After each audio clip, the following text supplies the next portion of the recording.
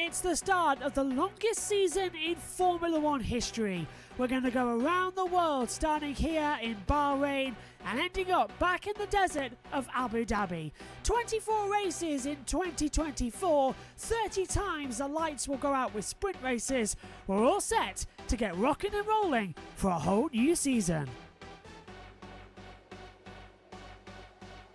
And it all starts here in Bahrain, the earliest start since 1992 in a season. The first time on a Saturday since 1982. Then a week later, we're here in Saudi Arabia. Then it's Australia. Japan moves earlier in the year. China, very special day for me, my birthday on the 21st of April. Then it's back to Miami. The first European race of the season is round 7 before Monaco. Then a trip back to Canada before Spain, Austria. The halfway stage of the season, the British Grand Prix at Silverstone. Then it's Hungary and Belgium to lead us to the summer break, coming back with Netherlands and Italy. Azerbaijan, the last European race before flyaways start in Singapore, then United States, over then to Mexico, then it's Brazil, Las Vegas, Qatar, and the last race in Abu Dhabi.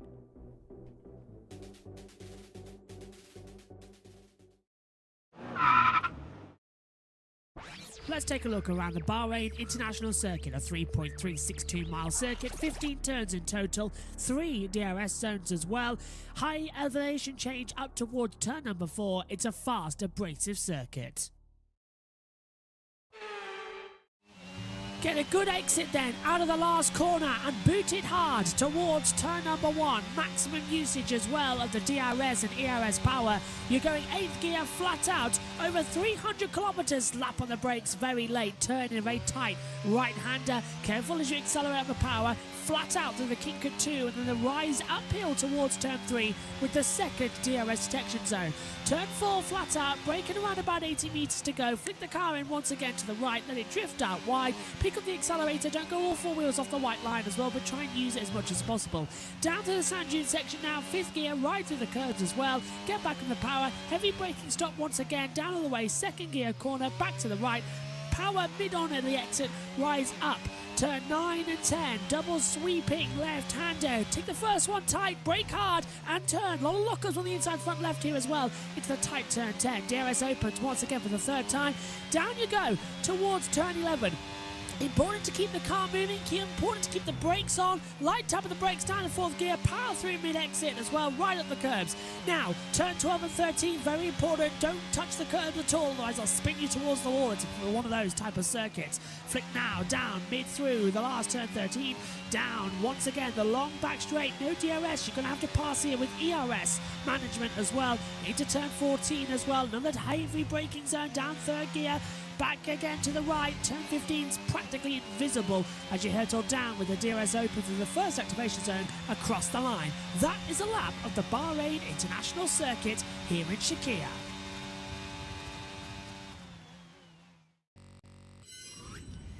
It's that time of year again when we stand in the commentary box, look at some monitors and go, do you know what? I really, really hope that this year will be a good season of Formula One. Depending on where you stand, last year was either the best year of Formula One, if you're a Red Bull and Max Verstappen fan, winning 20 of the 22. And then going forward, Max Verstappen with 19 of them. How on earth did that happen? But if you're a normal neutral F1 fan, you stood there last year and tried to think of new ways to say Max Verstappen winning. You could even try it in different languages. Yes, it got repetitive, but it was a string of races that would never, ever see the like of day. Or will it? Yesterday in qualifying, Max Verstappen was 2.5 tenths ahead of Charles Leclerc, and it was Charles Leclerc who set the fastest time in all the qualifying sessions in Q2. Max set the 3rd fastest time of the day and was still on pole position. That's how we line up here for the season opener in 2024. For the first time since 1982 in Kailami, South Africa, we are starting the championship on a Saturday, the first of two back-to-back. Welcome everybody then to Grand Prix Saturday to kickstart this longest ever season in Formula One, and we're delighted to bring you the watch-along coverage here on JB Motorsports and USRN for 2024. Some new faces joining us as well in the commentary box. Josh T still alongside as always, but welcome me and Kieran McGinley permanently now. He'll be flying around numerous races throughout the season. Can't wait to have you along as well.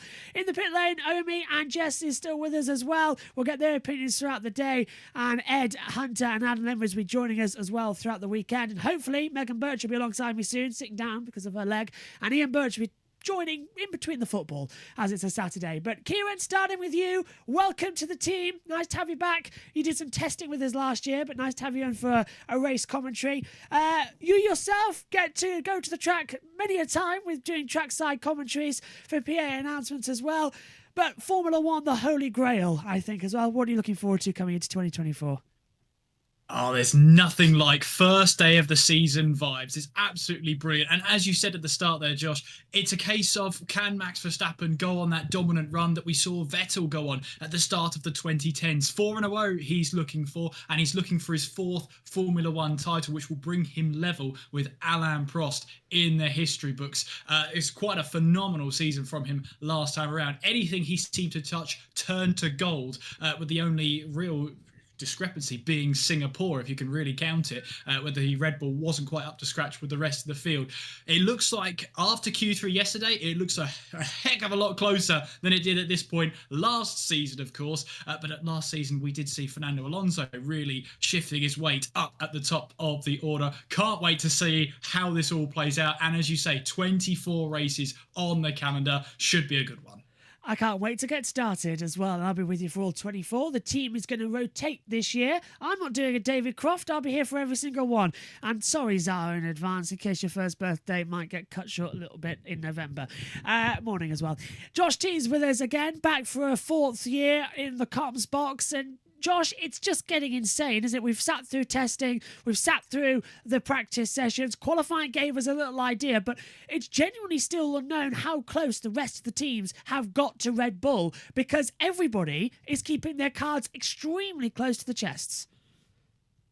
Yeah, absolutely. Good to be back for another season of F1. Well, it's going into a little bit of a question mark, because over testing and practice, Max Verstappen wasn't top, but then he got rid of the sandbags and did it in qualifying. So we'll see what happens there. I'm expecting Max Verstappen to take it, but I'm expecting quite some good battles further back. And as we know, down in the pits, Jess is with us, and we'll get to him in a second. Jess, welcome back. You've been hanging around all the support paddocks this weekend ever since you finished work yesterday. We've got to remember it's a Saturday. Everyone keeps thinking it's a Sunday. But you'll be leading our F1 Academy series this year. What are you looking forward to, not only with F1 Academy, but coming into the F1 season as well? She's probably on mute. She usually is. Oh, there we go. Yeah. First one of the season. There we go. Woohoo. Yeah, I'm looking forward to this season. It should be really good. It always kicks off well in Bahrain with some great battles nonetheless. I do hope we have more than just Red Bull winning every race. I hope we get a variety of different winners. Ferrari looking good, obviously, with Leclerc and Sainz. Hopefully Mercedes could be up there. I know Lewis was playing about with his setup yesterday, which is why he was struggling ahead of his teammate George Russell. F1 Academy should be good, with them supporting quite a few of the F1 races this season, with Jeddah being one of them. But first of all, we got today to look forward to, and it is Verstappen on pole. But will anyone else take the fight to him? We'll obviously have to wait and see, but I'm really excited for the season to begin. Omi, Ferrari fan, surely you've got to be thinking the same. You've got the Ferrari shirt on today. We've seen you, of course, in F2 and F3 earlier on, but it's looking good, isn't it? Carlos Sainz, yes, he's out of contract. It's looking like he's going to have a better run maybe in race pace. Charles Leclerc was better in qualifying pace. So What's your goal for 2024? Do you think that we could maybe see a couple more race wins for Ferrari? Dare we dream about a championship challenge to Red Bull?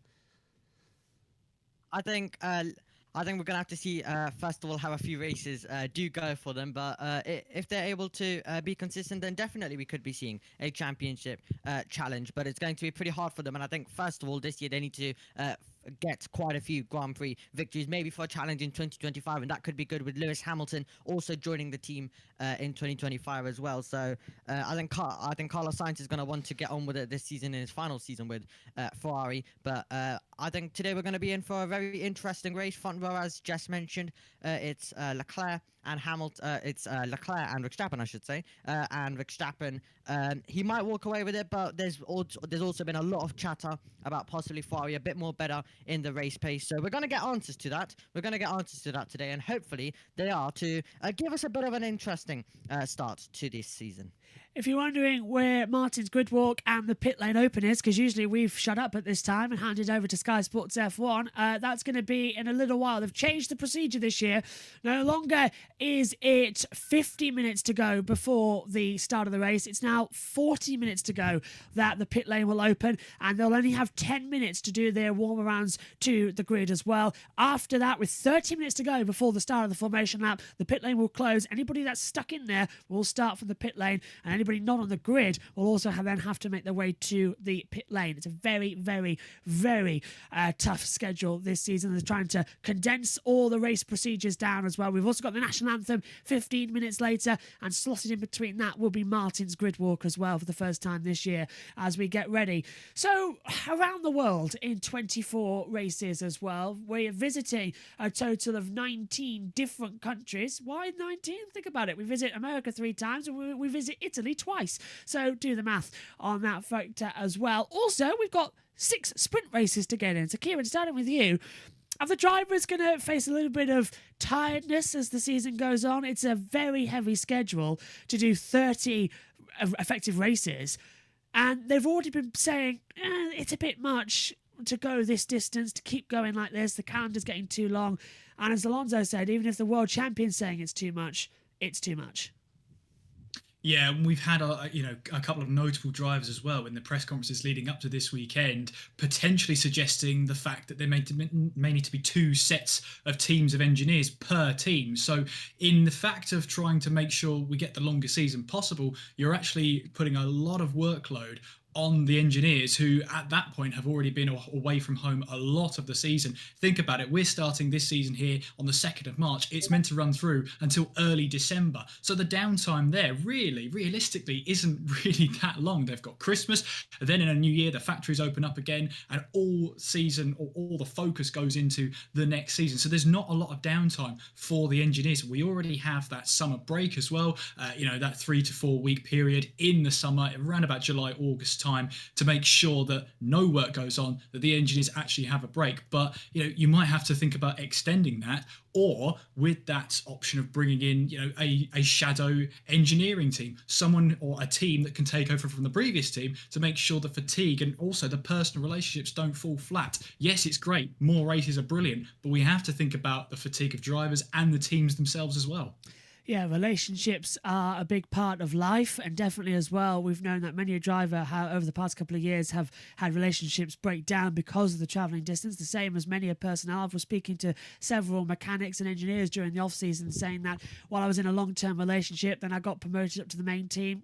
That broke down after 3 months. It's just the travelling away. We know that even David Croft, who has been at every single Sky F1 race since the start of 2012, he will be missing 3 races this year as he tries to plan his wedding. Congratulations to him and Loz, by the way, to come into that, and to spend more time with his family and to watch more races. So it is getting a bit too much. And I think, Josh, it's easy for us to sort of say, I think it's easier for, I want to just get this right, because it's easier for fans to say more is better. But for even we who do all this, because I think we do, if we just did F1, I think we'd be fine. But we do everything, 15 different series. We get incredibly tired throughout the season talking about it, getting all the race prep done, all the shows edited and uploaded. It is a very long process. But do you reckon that as a fan's point of view, we're a bit biased that for years we've been saying, let's have more, let's have more. They've given us more, and everyone's starting to go, okay, maybe you're going a bit too much down the NASCAR route. Yeah, absolutely. But NASCAR, I think it's a bit different because it's only one country and it's quite easy as well. And there's quite a big team around NASCAR. But here at F1, it's still big teams, but we're going around 19 different countries and multiple triple headers, multiple double headers as well, and just 1 4-week break as well in the middle of it. And yes, fans have been saying more, but then if you think about it, with all of the team behind it as well, all of the mechanics, I wouldn't be surprised if we see a second team, but we'll have to see what the FIA say about that. We're gearing up then for the start of 24 in 24. And down the pit lane for us, it's Ted Kravitz as we get ready to head to the grid. Time for all the talk, the testing, and the theorizing to stop. Let's go racing. Right, who have we got now?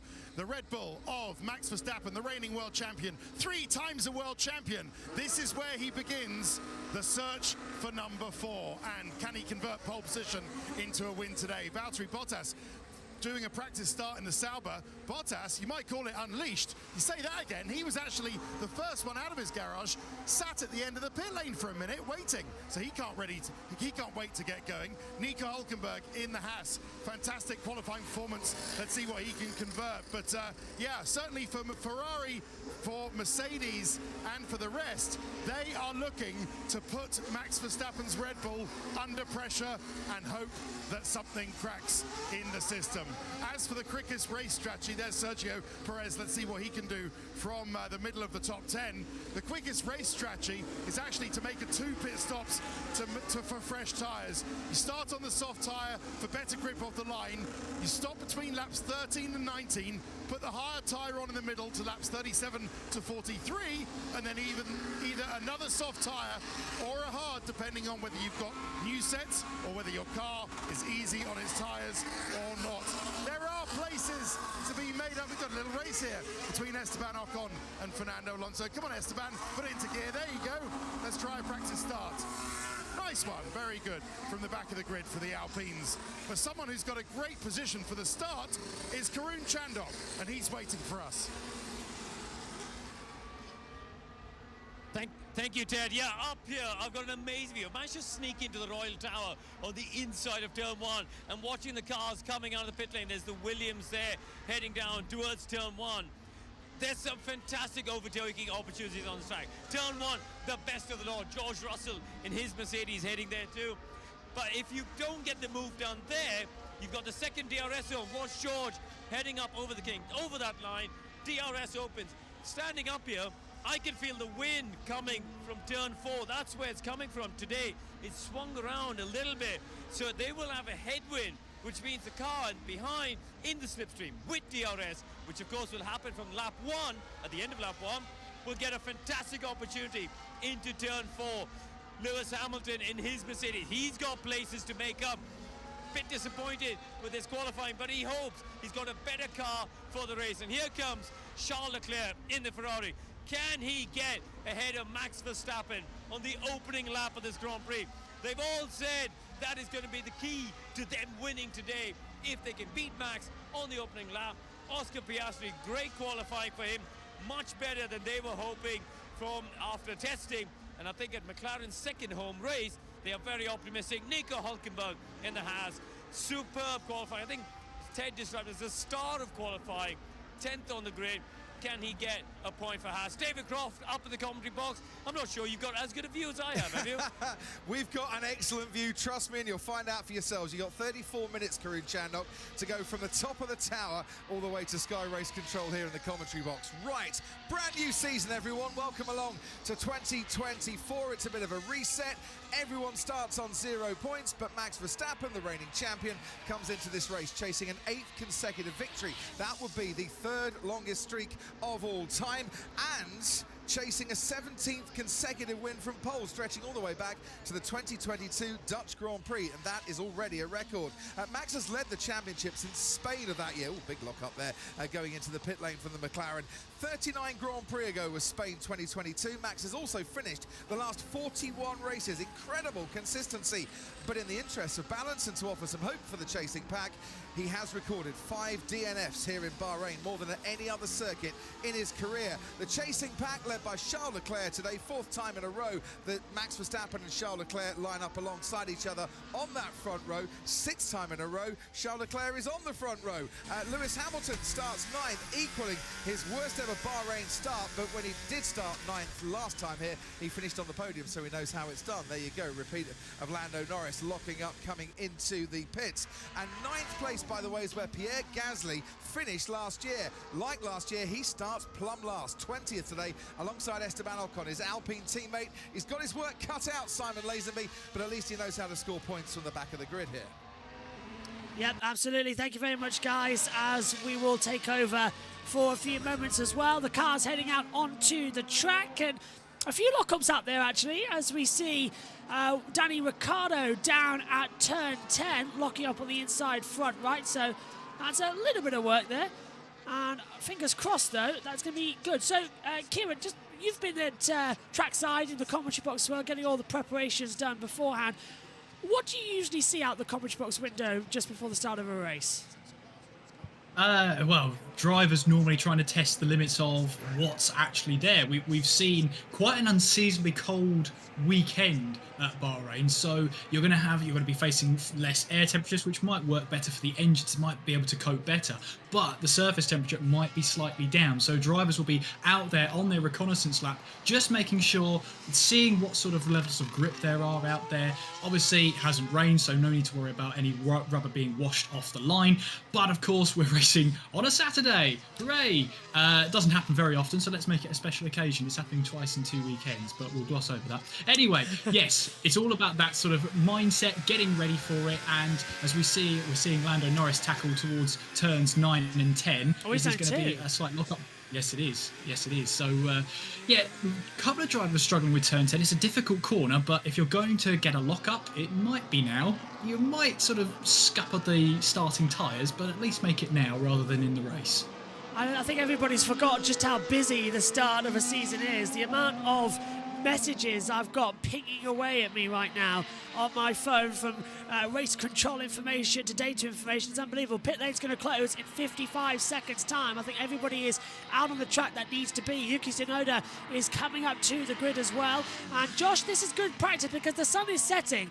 By the time we get to lights out, the sun would have gone down, the track temperature will start to cool. So which tyre would you gamble on, medium or softs, to start the race on?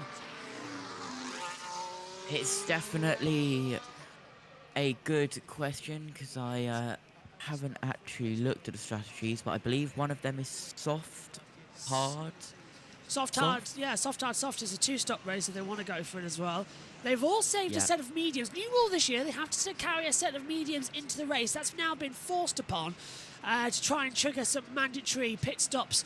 So at one point in the race, the mandatory race tyre is going to be the medium compound tyre. That's a new rule for this season. Hamilton's even locked up now coming into turn 9 and 10. So it's just cold tyres, cold brakes. It's all going a bit wild as well.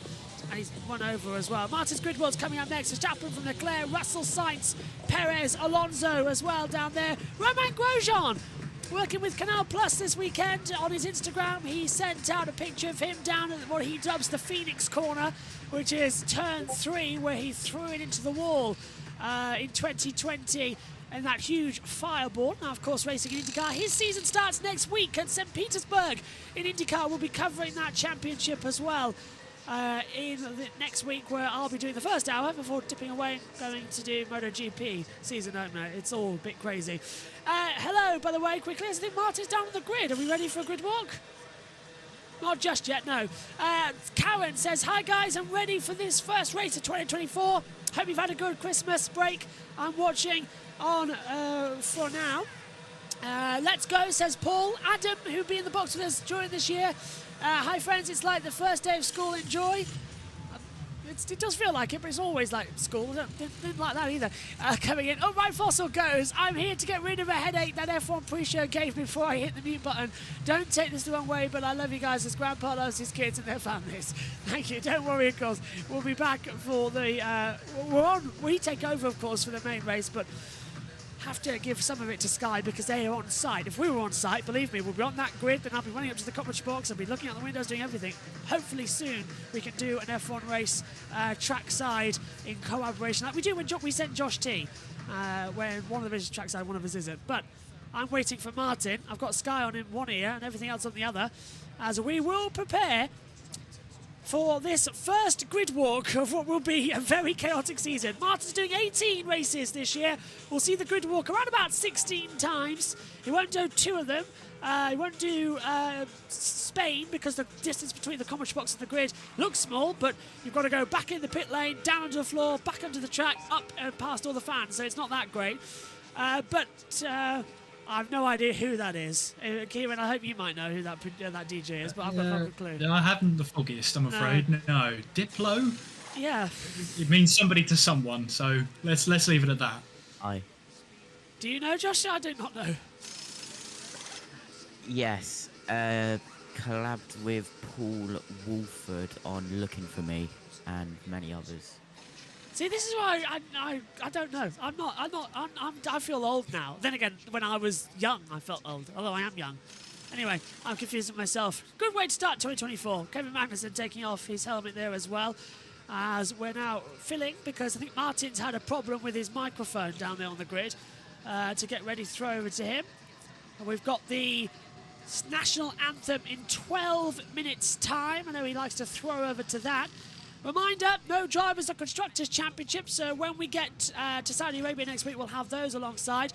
Oh, yes, please, a shot of espresso. Thank you very much. And wonderful coffee they make here as well. They use very hot sand to bubble the coffee beans, and it's absolutely delicious. I've had that. I've had a style of that as well at Lincoln Castle with the same technique. It's fantastic. Jean Alesi there, 19. Oh, hang on, let's go down to Rachel. She's with Nico Hulkenberg. How are you feeling ahead of this race now? I feel okay. I feel happy that the season starts, that we get some racing underway soon.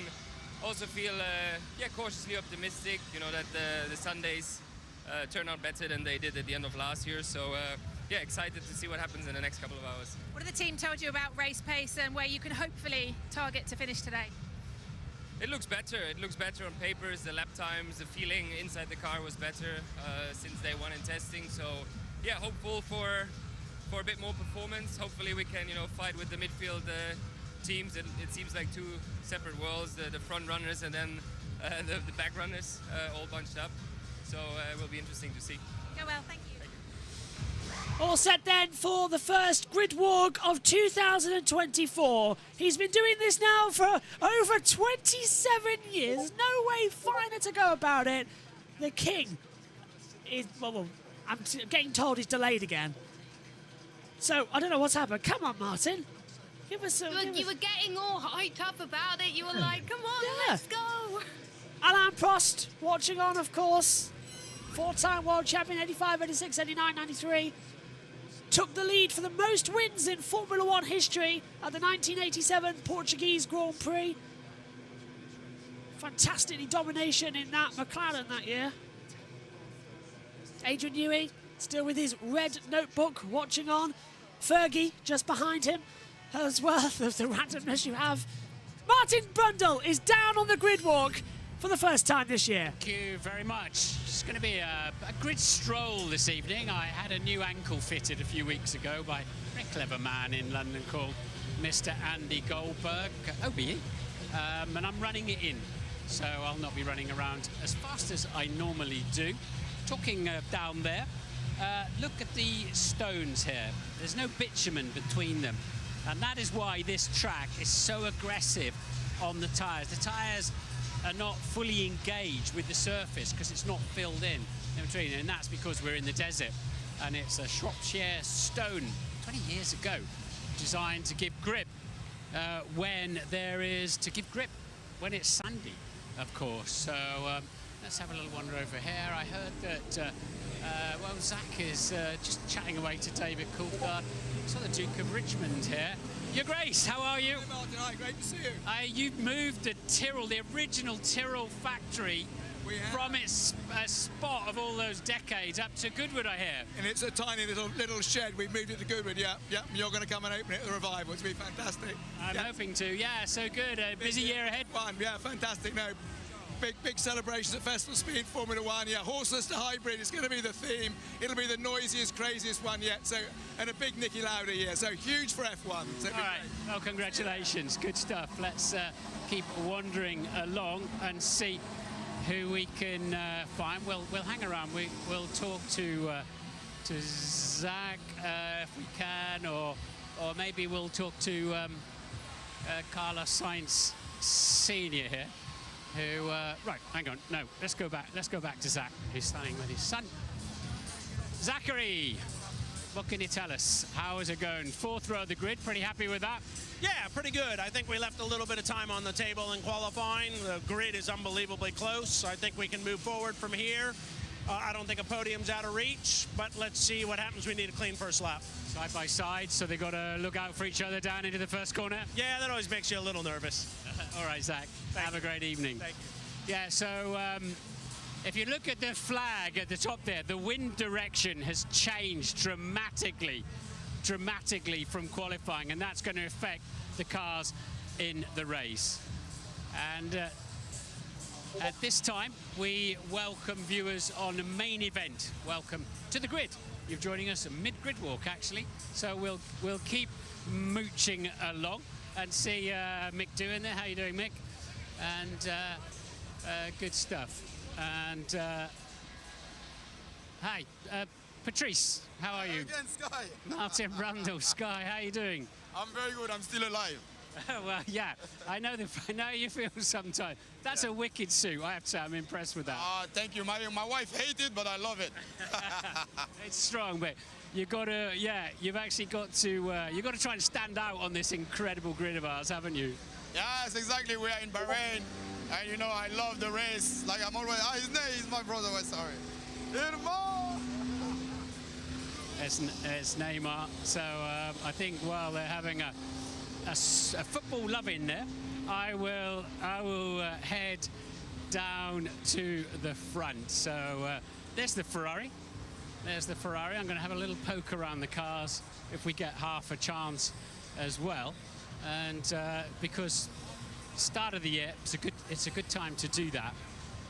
And we'll see if we get towards the front. We should hopefully find a few drivers a little bit later on as well as they come forward towards the national anthem. We'll have a little poke around a Red Bull, shall we, if we can. Oh, it's Dario Franchitti. Let's have a quick chat with Dario. And Darry, sorry, how are you doing? Hi, how are you? You okay, my friend? How are you? You're looking so well. I feel good, thank you. Yeah, I missed the bike trip down in Portugal. I was sad about that. That's why you're looking so well. Good. Enjoy your race. Yeah, I'm looking Who's your money on? Max. All right, good stuff. Oh, we mustn't get through here. Sorry about that. I won't come through. Right, where are we going? Right towards the front. And there we go. Ciao, Paolo.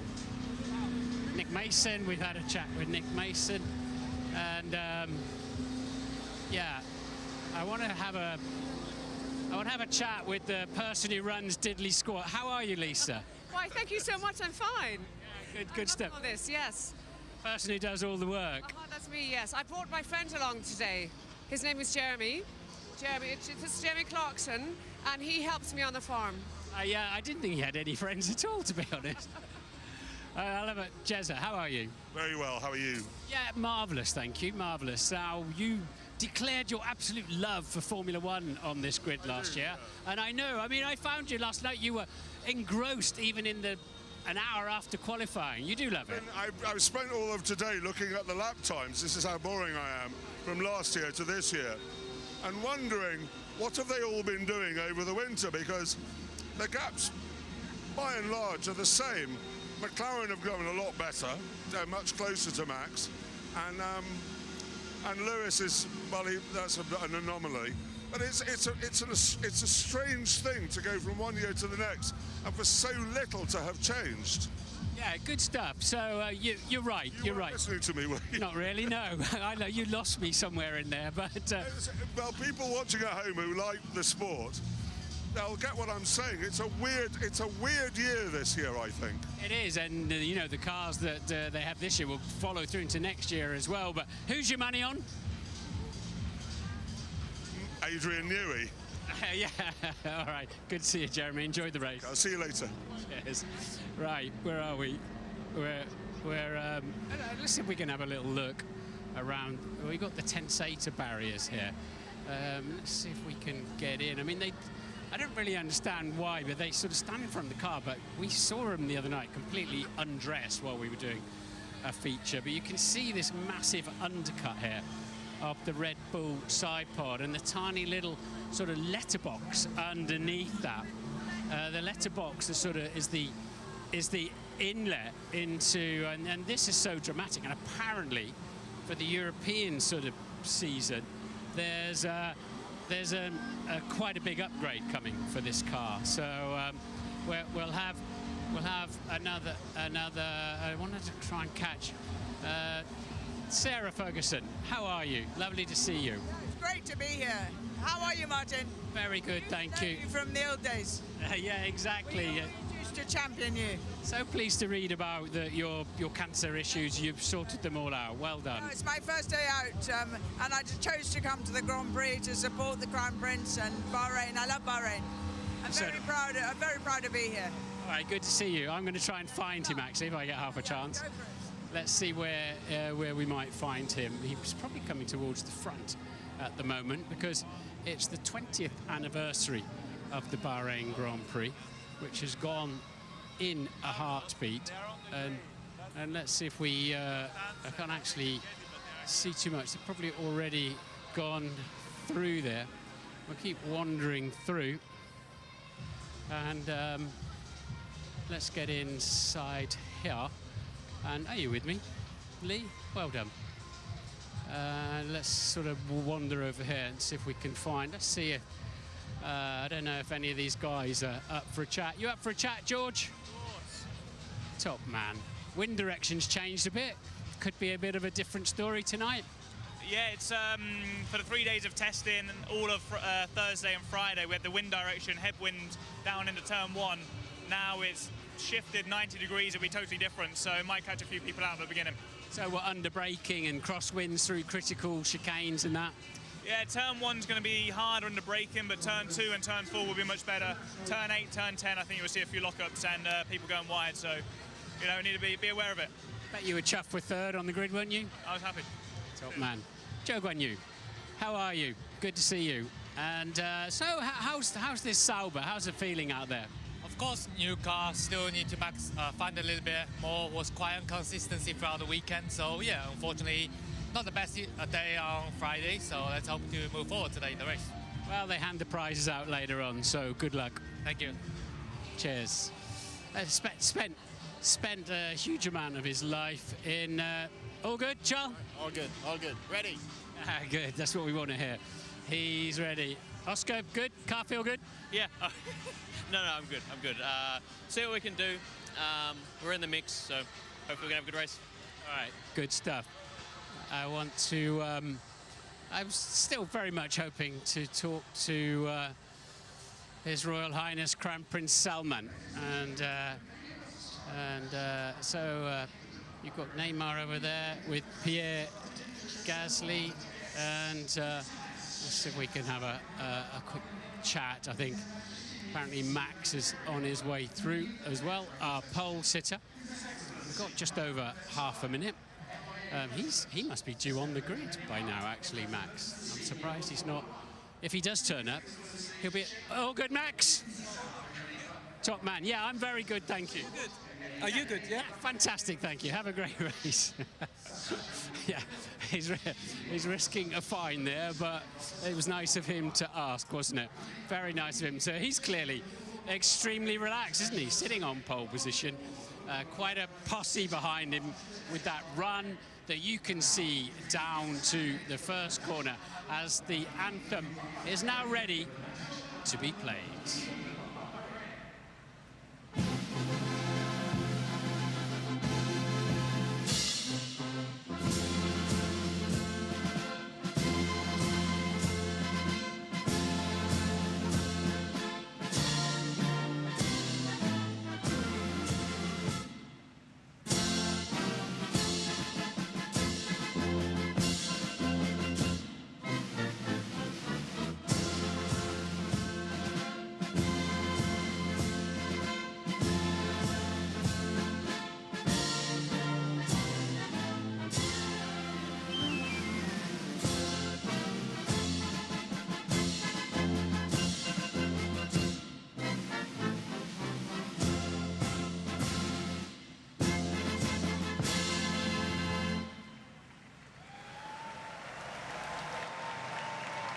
The flyover begins, and we are moments away from the start of the 2024 Bahrain Grand Prix. I remember commentating on the first one as well. I started commentating in 2004. I take my 20th year in the commentary box very seriously as well. And as the fly passed as well, let's check out with Lando Norris. Sorry. No worries, I'll forgive you. You can carry on, it's fine. It's just a bit good to be able to talk to you. Thought the car had more in it yesterday than you were able to show. So what are the teams saying you can target today? Sorry. I'll carry on talking for a little bit. You ready? Okay, good. I mean, we're just in a pack which is very, very close. If I made a mistake, I paid the price and was 7th. If someone else made it, they would have been 7th, you know, so just the pack we're in is very close, so can easily go our way, can easily go someone else's way, which makes our life tricky, but should be exciting. Oscar had a great run on the softs, or a long run anyway, at least on the Thursday afternoon. Does that give you some hope that you can get into some big points today? Podium, possibly? Nah, this is a tough ask, but I think so. If things go away, it's a lot of cars we still got to overtake, and they're quick ones, especially the Ferraris and the Red Bulls in the race pace look very strong, so we'll find out in a minute. Almost set then to go. We're closing in here for the Bahrain Grand Prix. Let's check in then. Starting with you, Jess, as well. What do you think is going to be the biggest shock we're going to have here today? Gone to over that warning. Go on, Jess. I think we could see potentially, I think one of the big teams have a mechanical problem. That's my biggest shock, I think, going into this. But unsurprisingly, will be the first time it will be an Alpine car. I've gone all nervous. What about you, Kieran? What do you think? Yeah, it's quite bizarre to see Alpine all the way down there in looking out the back row. I believe it's their worst team performance in qualifying since they obviously had the rebrand over to Alpine. So Ocon P19, Pierre Gasly P20, and well, still about 1.8 seconds off of Max's pole time that he's set in Q3. That's a worrying concern for Alpine, considering the fact that they were battling for points last season. They've fallen all the way back to the back of the grid. They'll be hoping, you know, any result will be a good result. Surely the only way is up for them. Josh T, your take. Oh. I have no idea why I was muted on multiple different things. It's race one, everything goes wrong. Yeah, say that again. It's race one, everything goes wrong. Yeah. My headphones. Wow. Race one. I think we are going to have some retirements. I agree with Jess on one. I'm going to actually interrupt you because I think are we all going to want to listen to this? Adrian, go to Stana. I'm trying, you know, I need to do something. No, it's good. It's good to be here. I wasn't supposed to be here 2 weeks ago. It all came together very well. I'm doing some work for RTL, so it's pretty good. We've got no time. Who's your money on today? Max. There we go. Surprise, surprise. Well, sorry, we're quickly having a word. We've got to hear from him. Oh, there's Kevin Magnussen's little girl dancing around in the paddock as well. Just absolutely insane, by the way, she is. She is an absolute adrenaline junkie, that little girl. She was literally on a scooter yesterday going, wee! And then has put something else out as well of her hanging off the side of the pit wall, you know, on the inside of the garage, behind the car. She's hanging off it. Hanging. laughing her head off as well. Absolutely insane. I'll throw back to you, Josh. Yeah, definitely. I think we are going to have a couple of retirements. Hopefully, no safety car or red flag. If it isn't, it will be looking, I believe, at around a 1 hour and a half race, which is perfect for me because someone's got to go to banger racing. Yeah, and Jess has got to get off at 5:30 to cover the Creator Series. That's exactly why we've got many people on the team. Go on then. I want picker winners. I asked everyone yesterday, so I hope they remember. But Kieran, I'll start with you. Who's your picker winner for today? Look, everyone's saying Max Verstappen, and I can see exactly where they're coming from. But all right, look, let me be the different one. I think Charles Leclerc, he hasn't had a race win in quite some time, but all the way back in 2022. And we've seen here in 2022 that Charles Leclerc can pull off a great fight and a great result. He won last time, well, in 2022 he won here, and his last win was Austria 2022. He's looking for his 6th win in F1. I reckon it could be today. Definitely could happen. I'm thinking the same. I am thinking the same thing, to be fair. I've just literally sent a message to the Grid Network saying Leclerc, pick a winner for me. Thank you very much. Go on then. I'll start with you, Jess, as well next. Who's your picker winner? Are you sticking with your guns yesterday in qualifying? Unfortunately, I'm going to go for the boring one. I'm going to have to go for Max Verstappen. I think he was looking very, very good in qualifying, and I think he's going to look good in the race as well. But if Verstappen doesn't do well, I think it'll be Leclerc. Josh T, what about you? I hate to be that person, but I need my picker winner points, Max Verstappen. That is a good point. That is a good point. Yeah, we do need picker winner points. That is a nice reminder. On this year, we have got the race control information as well, so we'll be able to keep across of multiple different cars. Literally, now that it's working again, I have 1, 2, 3, 4, 5, 6, 7, 8 different monitors up here in the commentary box, providing me all the information that we could possibly get. You're in the best seat in the house. When you're down on the grid as well, you will see everything. Adam's in the pit lane as well. I'd just like to say quickly, hi Adam, how are you? You okay? Oh yeah, it's Colin. I'm going with Max Verstappen to win. Excellent. Cheers, Adam. We'll hear from you throughout the race as well from pit lane. So down in the pit lane, we have Adam, Jess and Omi. Up in the commentary box, we've got Kieran and Josh T. Megan's on her way. We'll hear hopefully as well from me and Birch during the week as well. So, here it comes then. We have been waiting 97 days for the start of this one. It's been the shortest F1 off-season in history. And it all rounded out in Abu Dhabi in the desert. We kick off 2024. 24 Grand Prix starts here in Bahrain before we fly over to Saudi Arabia next week. Australia, followed then Japan, over to China, then back over for Miami in America, the first of 3 races there. Then it's over as well as we go to Emilia-Romagna, Monaco, Spain, over then to Canada, fly back over Austria, Great Britain at the halfway stage of the year. Then we go over Hungary, Belgium, the summer break. Then we go Netherlands, Monza. Then we go over Singapore, starting again as we go back over. We take over the United States Grand Prix, going in straight to Mexico, Brazil. Then it's Las Vegas, Qatar and Abu Dhabi. The season will know no bounds. Azerbaijan moving from a June date all the way to September. That's going to be more interesting racing. If you think you know what's going to happen, you are sadly mistaken. This is Formula One, and anything can happen, and it usually does. Stand by for the first race on a Saturday. It's the 2024 Bahrain Grand Prix.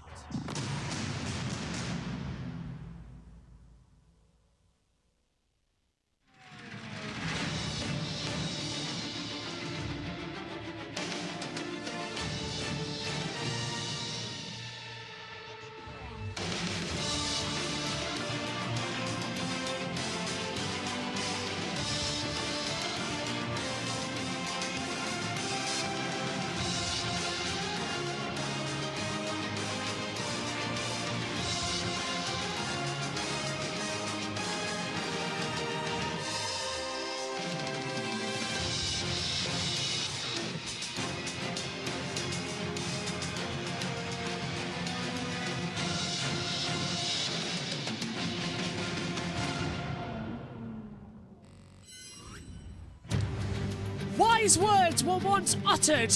Many people rejoiced. Are you ready for it? Here we go again. Murray Walker once said, "Are you ready?" Because this is the big one.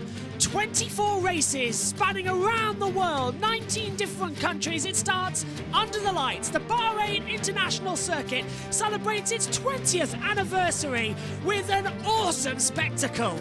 In 2014, it became a night race and it completely electrified this championship.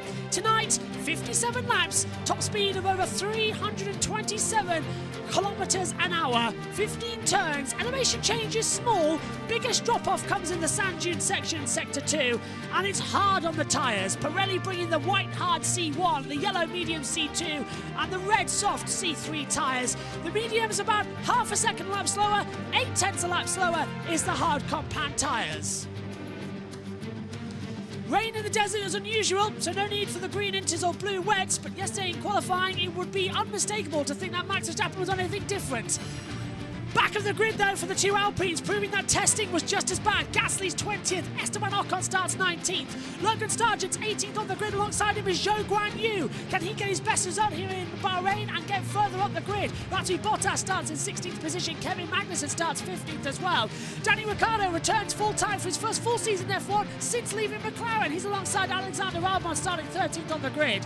Sixth row takes us to Lance Stroll in 12th position. Last year he had 2 broken wrists, a broken toe, still qualified 8th, out of the pace. Yuki Tsunoda starts 11th. Lewis Hamilton starts 9th on the grid. He's alongside Nico Hulkenberg, who matches his qualifying result from last year in 10th position. All McLaren 4th row with Oscar Piastri, but out-qualified by Lando Norris. That could be crucial coming into this year. 6th on the grid goes for Fernando Alonso. Happy with his car performance. What can he do coming into this one? Sergio Perez starts 5th on the grid. Carlos Sainz starts 4th on the grid as well, alongside him George Russell. Front row though, should we take my hand for one more dance? Guess what? It's Charles Leclerc alongside Max Verstappen, getting close to that record for front row multiples. All eyes will be on this 2024 season. Megan Birch has joined me up here in the commentary box. She's got a leg up already, she's sat down, she's ready to go, and you have a monitor. Are you happy with that? Yay! Well Monitor. done. What do you reckon?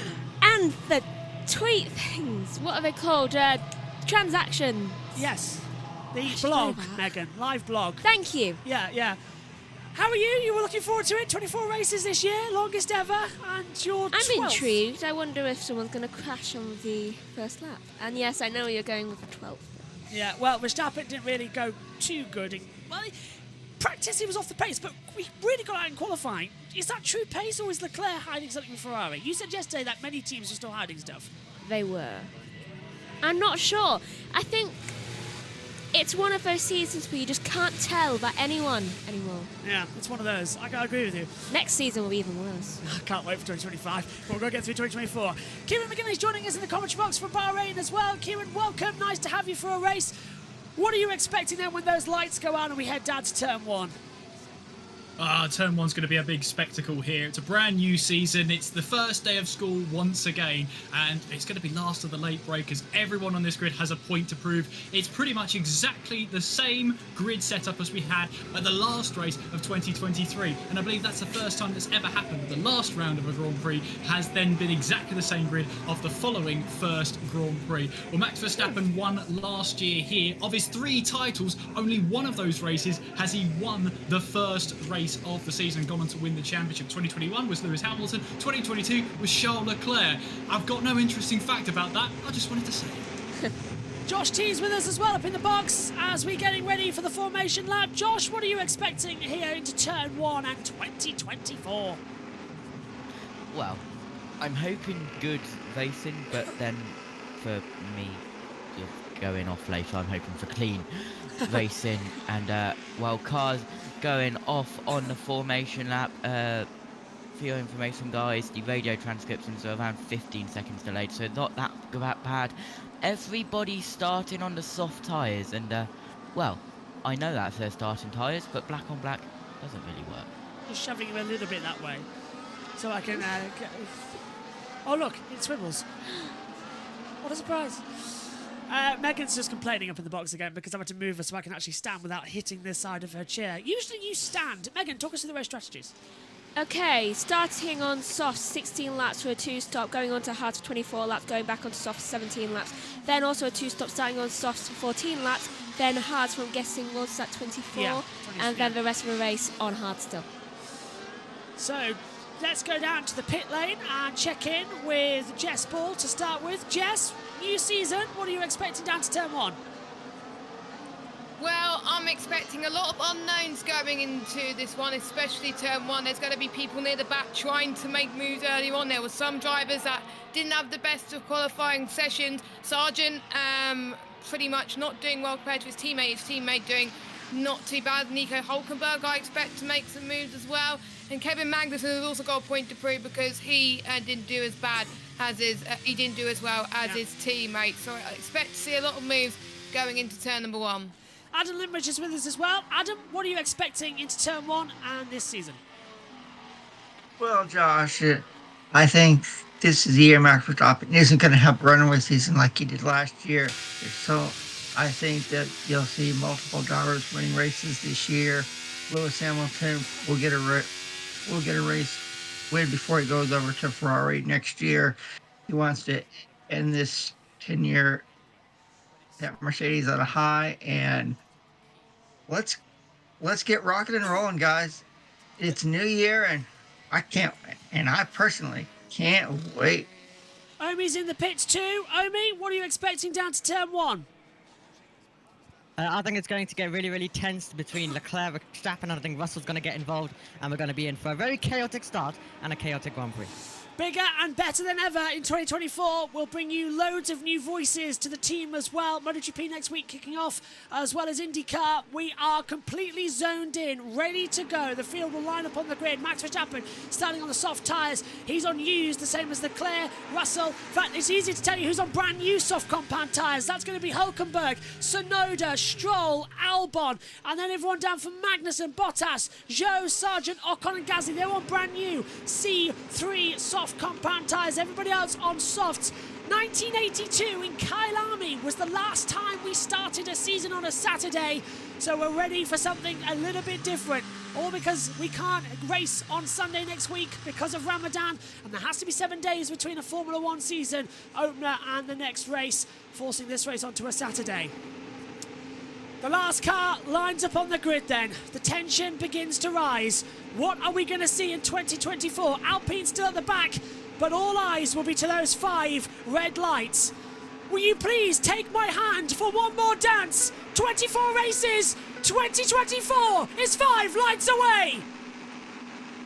Action in Bahrain. Good start for Verstappen. Leclerc's going to come across. Russell is going to get ahead. So is Perez. Sainz again towards the pit wall. Alonso battling with Norris. Leclerc trying to go around the outside. Into turn 1. That's a good move if he can keep it. Verstappen forces him wide. Russell keeping with Perez through 1 and 2. Spinner. Lance Stroll getting spun round. Off the track goes Gasly. So Stroll already started down in 12th. He's down into the back. Yellow flag becomes green. Russell out still in 3rd position. Dust being kicked up behind the 2 McLaren side by side. Lando around the outside, Piastri on the inside. Hamilton's down into positions as well. Perez didn't get ahead of Russell because of that calamity in the first corner, but it's Verstappen leading Leclerc, Russell, then it's Perez, Sainz, not Alonso, Norris, Piastri, Hamilton, Tsunoda, all good in the top 10. The McLaren still fighting out. Yellow sector 1. Hulkenberg, I have a front wing damage. And what's happened in sector 1? It's a double yellow at turn 1. I think there was a marshal collecting some debris, so maybe probably front wing. Hulkenberg hit Stroll then. That's what must have happened. We'll check on the radio. But brilliant start, Kieran, as they enter turn 11. Yeah, Max Verstappen got the perfect start, didn't he? Absolutely nailed the clutch biting point, and he's almost nearly a second clear of Charles Leclerc at this point in the race, so he's doing a fantastic job there.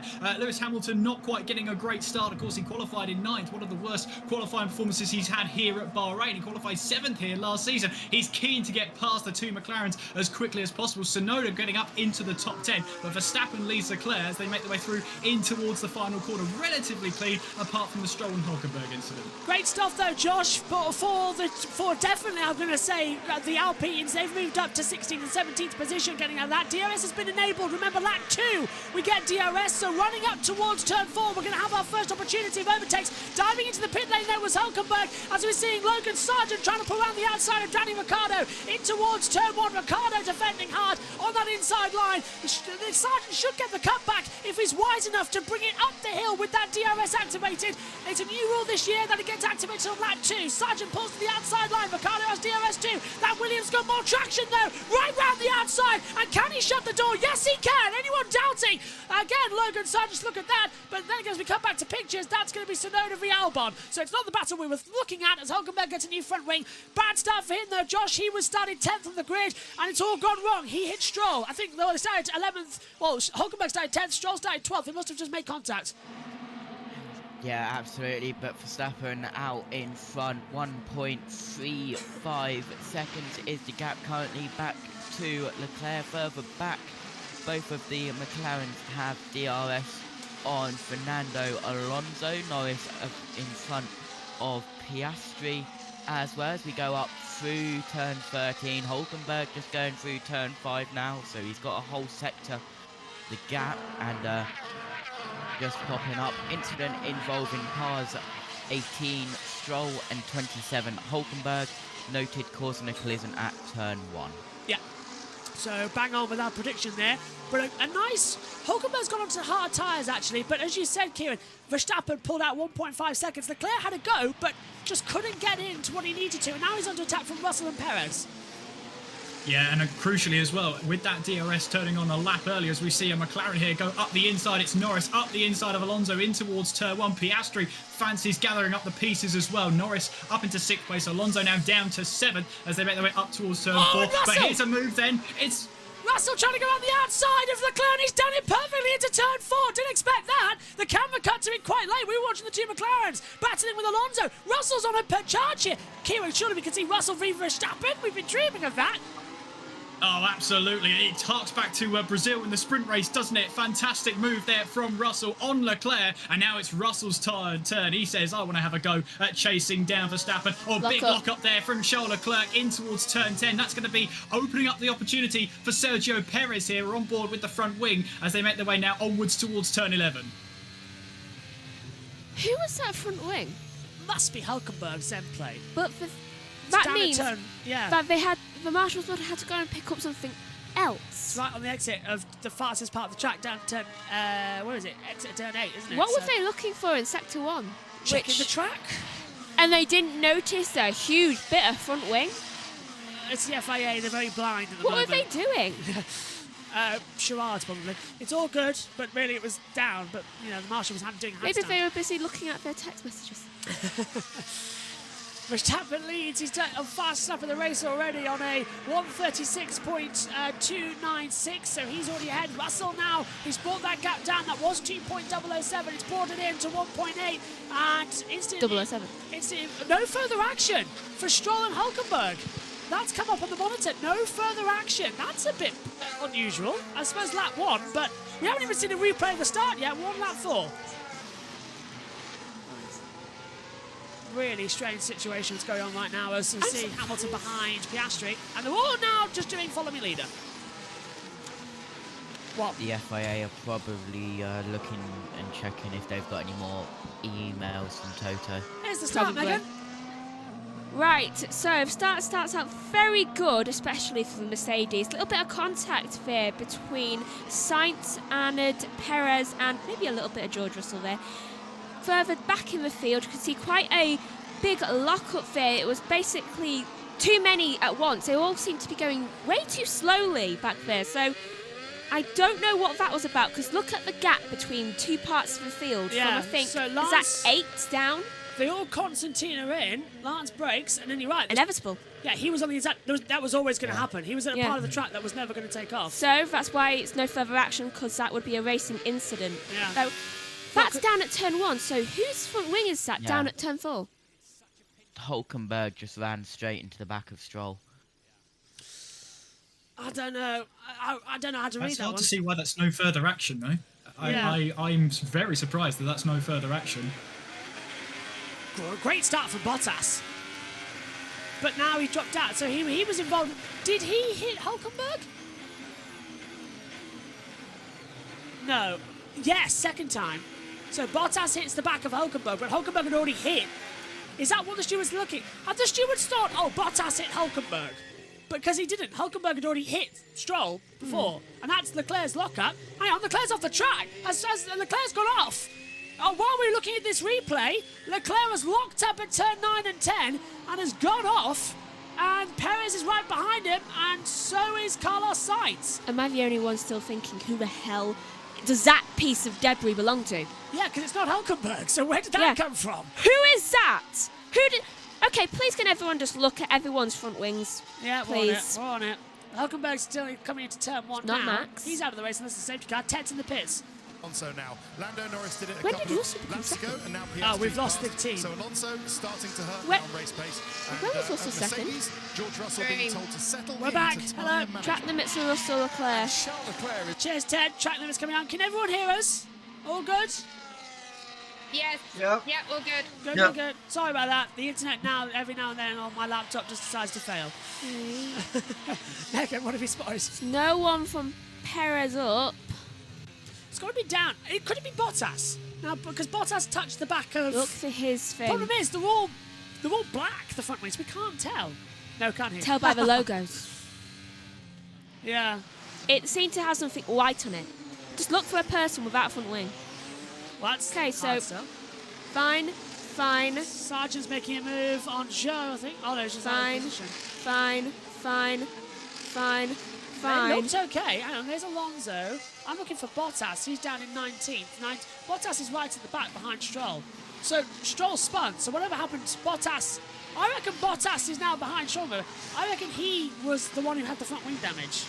Maybe we can clear anyone from Sonoda up. Well, here's Piastri dive bombing the inside of Fernando Alonso for 7th position with a lovely Magnussen sweep up. move. Apparently half the field on this driver track and wants to cut the inside line. We can clear everyone from Magnussen up. So it's got to belong to one of the others. Norris had a lap time deletion, as you said, Megan. Keeping up with that. I suppose as well, you've got to factor in this that Verstappen's now put out a 5-second lead, so Russell's just waiting for a pit stop. Wait a minute. Yep. We haven't heard... On this, no one's... Okay, maybe that's why. Valtteri Bottas, front brakes are feeling a little something. We're going to plan B on the text message from Lando Norris, so they're going to go for it. So Kieran, they're going to go, what, 2-stopper, 3-stopper? Well, a 2-stop long? None of the teams Yeah, have potentially noticed. stopping earlier to go onto the hard tyres, so maybe an undercut prepared there at McLaren. We'll see what happens with Norris, but yeah, Verstappen galloping away, 4.6 seconds ahead of George Russell. Leclerc just about hanging on to that DRS. He's just within 1 second by about half a hundredth of a second as they head down towards turn 1. Leclerc first strike on track limits, lap 4, turn 10. We've got that track we're working on. Our timings have gone. We might go again in a second, just to let you two know. He's gone again. Yeah, there we go. Internet's gone funny again. As they can see me, but they can't hear me. Something's going on with that internet. It's getting a bit bizarre. Oh, Science Radio. Hey, good to know. I have more pace than the guys in front of me. Carlos, if that was true, then you would be in first place. Yeah, can anyone hear me on the pit wall? The internet's been very dodgy today. Let's try and change that as well.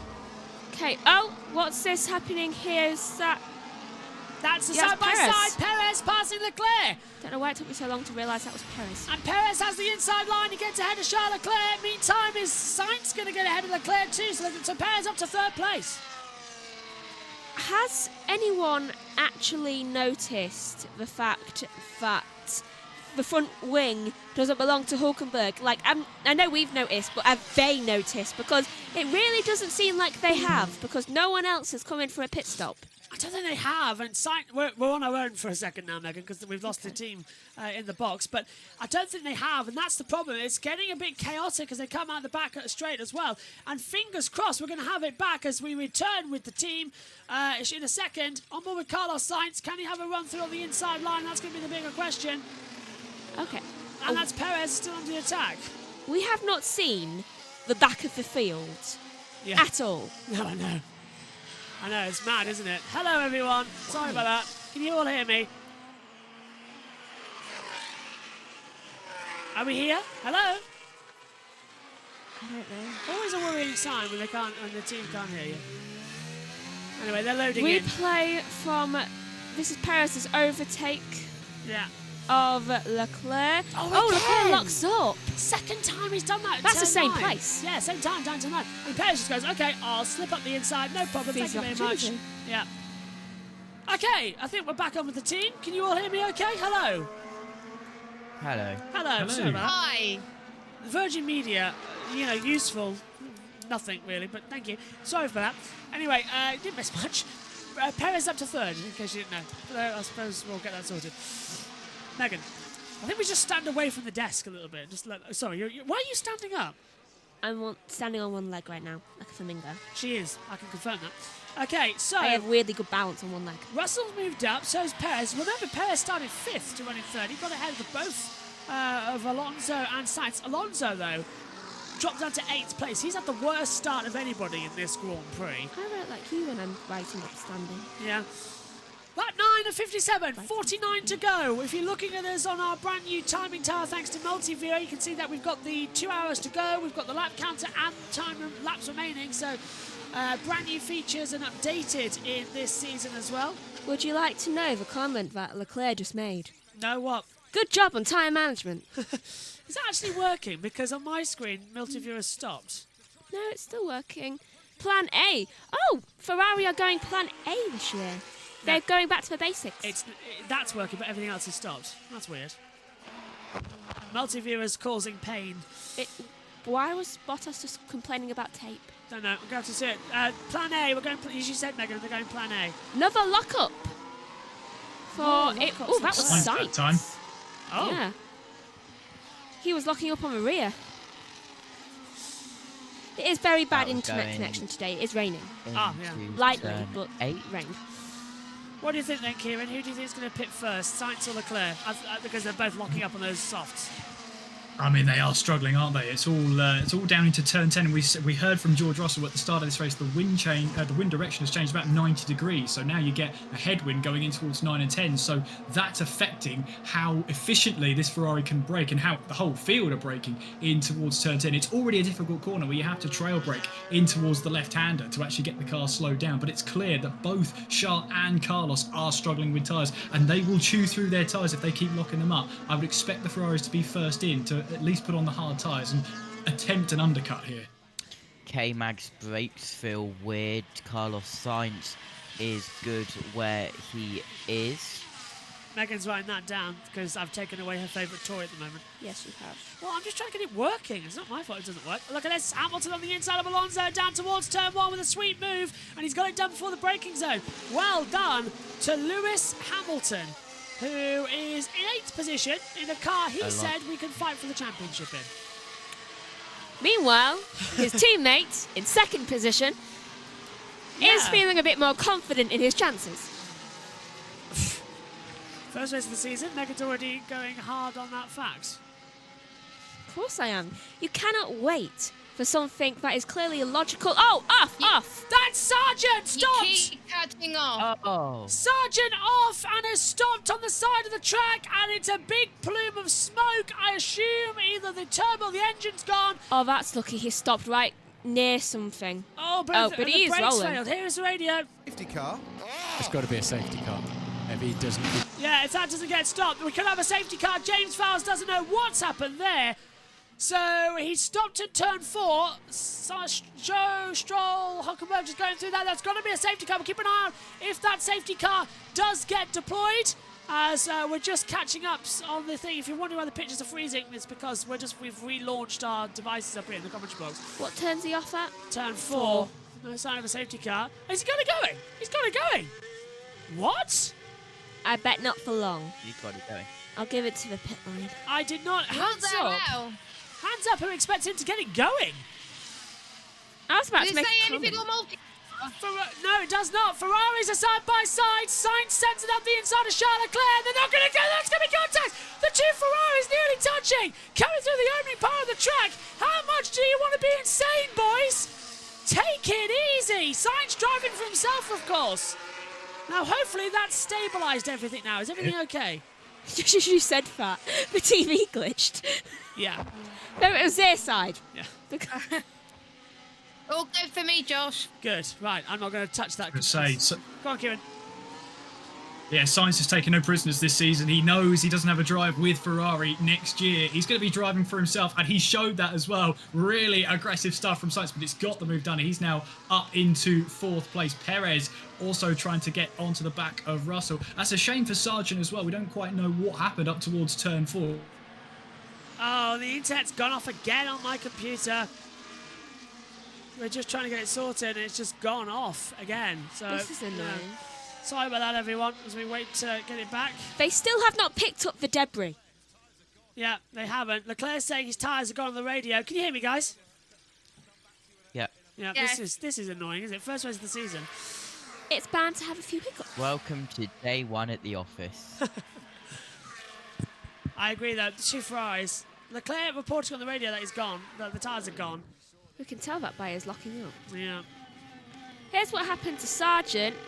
Front right tyre seems to just have locked up, and suddenly that just stalled his car slightly. And then Russell pits. Russell in, and coming in is Leclerc on lap 12. Well, Mercedes are boxing Russell because they have more hope for him. God's sake. Yeah. TV pictures are gone again. And he's not abandoned them for Ferrari. I don't know what's happened with it. I don't. It's just all of a sudden it's just gone wrong. I'll check the wind speed. I think it's because the amount of people in the commentary box. It can't handle. Rain. 13 minutes. And there's damage. Front wing. Damage to the front wing of Valtteri Bottas. Half It's of his him. end plate's flying It is off. him. It is Bottas. Yeah. That's where the debris came from. You're It's right. his plate. Yeah, you're right. Josh, that's our wind speed. 17. Yeah. It's just a bit. Oh, and it's right directing at this commentary box too. That's All annoying. the love. The wind. And there it goes. Again. Thank God we've got me and Megan up here at the moment. Yeah. As long as someone's speaking, that's fine. It's currently lap 12 of 57, and we have already had one nearly stop. 2 yellows. Technically, one of them was a double yellow. And it's Stroll getting hit by Hulkenberg. It has overall not been a great day for the bottom half of the field, who we've barely seen at all. No, we really haven't. It's only been really Verstappen at the front of the field. So we'll get the guys back. Hopefully, the USB accessories disabled, as in comes Sergio Perez. So Perez dives into the pit lane. Ooh, he's going for a soft. That's an interesting call. Was that medium or soft? So which tyres have gone on? Oops. He has gone on to softs, which is okay. Here's Hamilton. He's going on to hards. Though I do not know what Perez is thinking, given the fact that it's meant to be going on to hards. Double stack coming in as well. Perez going in for, can't tell you what tyres at the moment. Yeah, hard tyres for Perez. That was either a lock-up out of the pits or sand. Perez has said he's gone on to hard tyres. That's what I'm saying. No, he hasn't. Well, the multi-viewer is saying it's hard tyres. I literally saw the red. They put the wrong tyres on him. No, Perez is on. No. Look, he's on white. Perez Thank is on hard. goodness. Hi, guys. Because I saw so much red. And it's gone again. Right, I don't know what's happening here. It's getting a bit silly now. Josh, you don't think it's the addition of this laptop, do you? No. Or it's that monitor? Something's kicked off the computer. It doesn't like it. We just keep losing the Wi-Fi every now and then. Would it help if I turn my Wi-Fi off? No, because it's connected via Ethernet. Just keep talking. Okay, well, here's a replay of probably one of Leclerc's many lockups going off the road. Road track. What is my mind going to? Norris. Box for Lando. I wonder what he's going to choose, though hopefully he'll choose hard tyres, because otherwise I really don't understand what he's doing. Yeah, Lando's coming in as well. Everyone's saying that they're struggling out there on the track. You can sort of see why, can't you? They're not having the greatest of runarounds. Yeah, especially because apparently there's sand all over the track. We overtake, as we see Russell coming in, trying to take position once again. Not exactly the smoothest start, is it, with horrible wind speed, making our internet about as useful as teapot chocolates. Lando in, taking over again. So, we'll manage. Yeah, right there. Okay, now no one touch the desk. I haven't finished yet. I'm going to take my foot down even. Good pit stops coming as well at the moment. You don't think it could be me having my leg propped up. No, it's just something's gone wrong with multi-view and it's causing problems. Science, box. Here comes Maybe Checo. it's down. Checo on the back of Russell into turn 4. Russell goes defensive on the inside line. Can't get through. Trying to take it back around. Still not working out the way to turn. He's got it! Russell went off the track and Perez sails through. That came out of nowhere. We didn't see it. That was really an accident. Yeah. Right, we're back. I've just seen his tyre. Okay, that plate is still there. What are you making of this race then, Kieran? Sorry, Josh, you're talking. I didn't hear you there. Go on. They've left it there because it's off the track. Right. So let's take a look. So Russell turns in. Perez will get the cutback. Russell.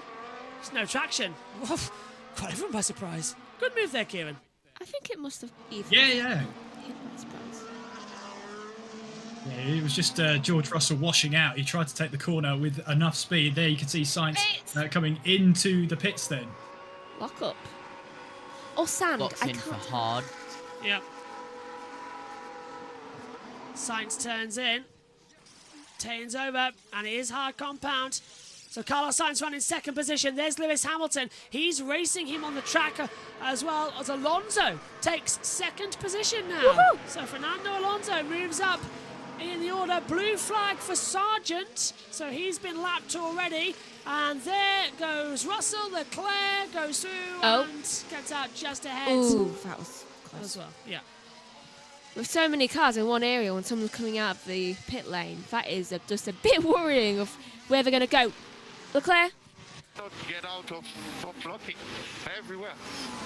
He's not wrong as well. Front locking everywhere. I mean, if you're Ferrari, you've kind of just got to accept that from now on. Yeah, front lockings, left, right, and centre. It's not going well, is it, so far? First Saturday, it's like 50 to 57. Nah, we're keeping it up. Yeah. Hopefully now, I think Leclerc, it's... though, ahead of Sainz. Yeah. And does he lock up again?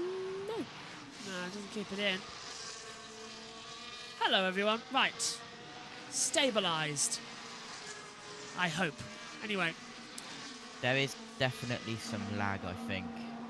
Just no one moves. No, but we're good.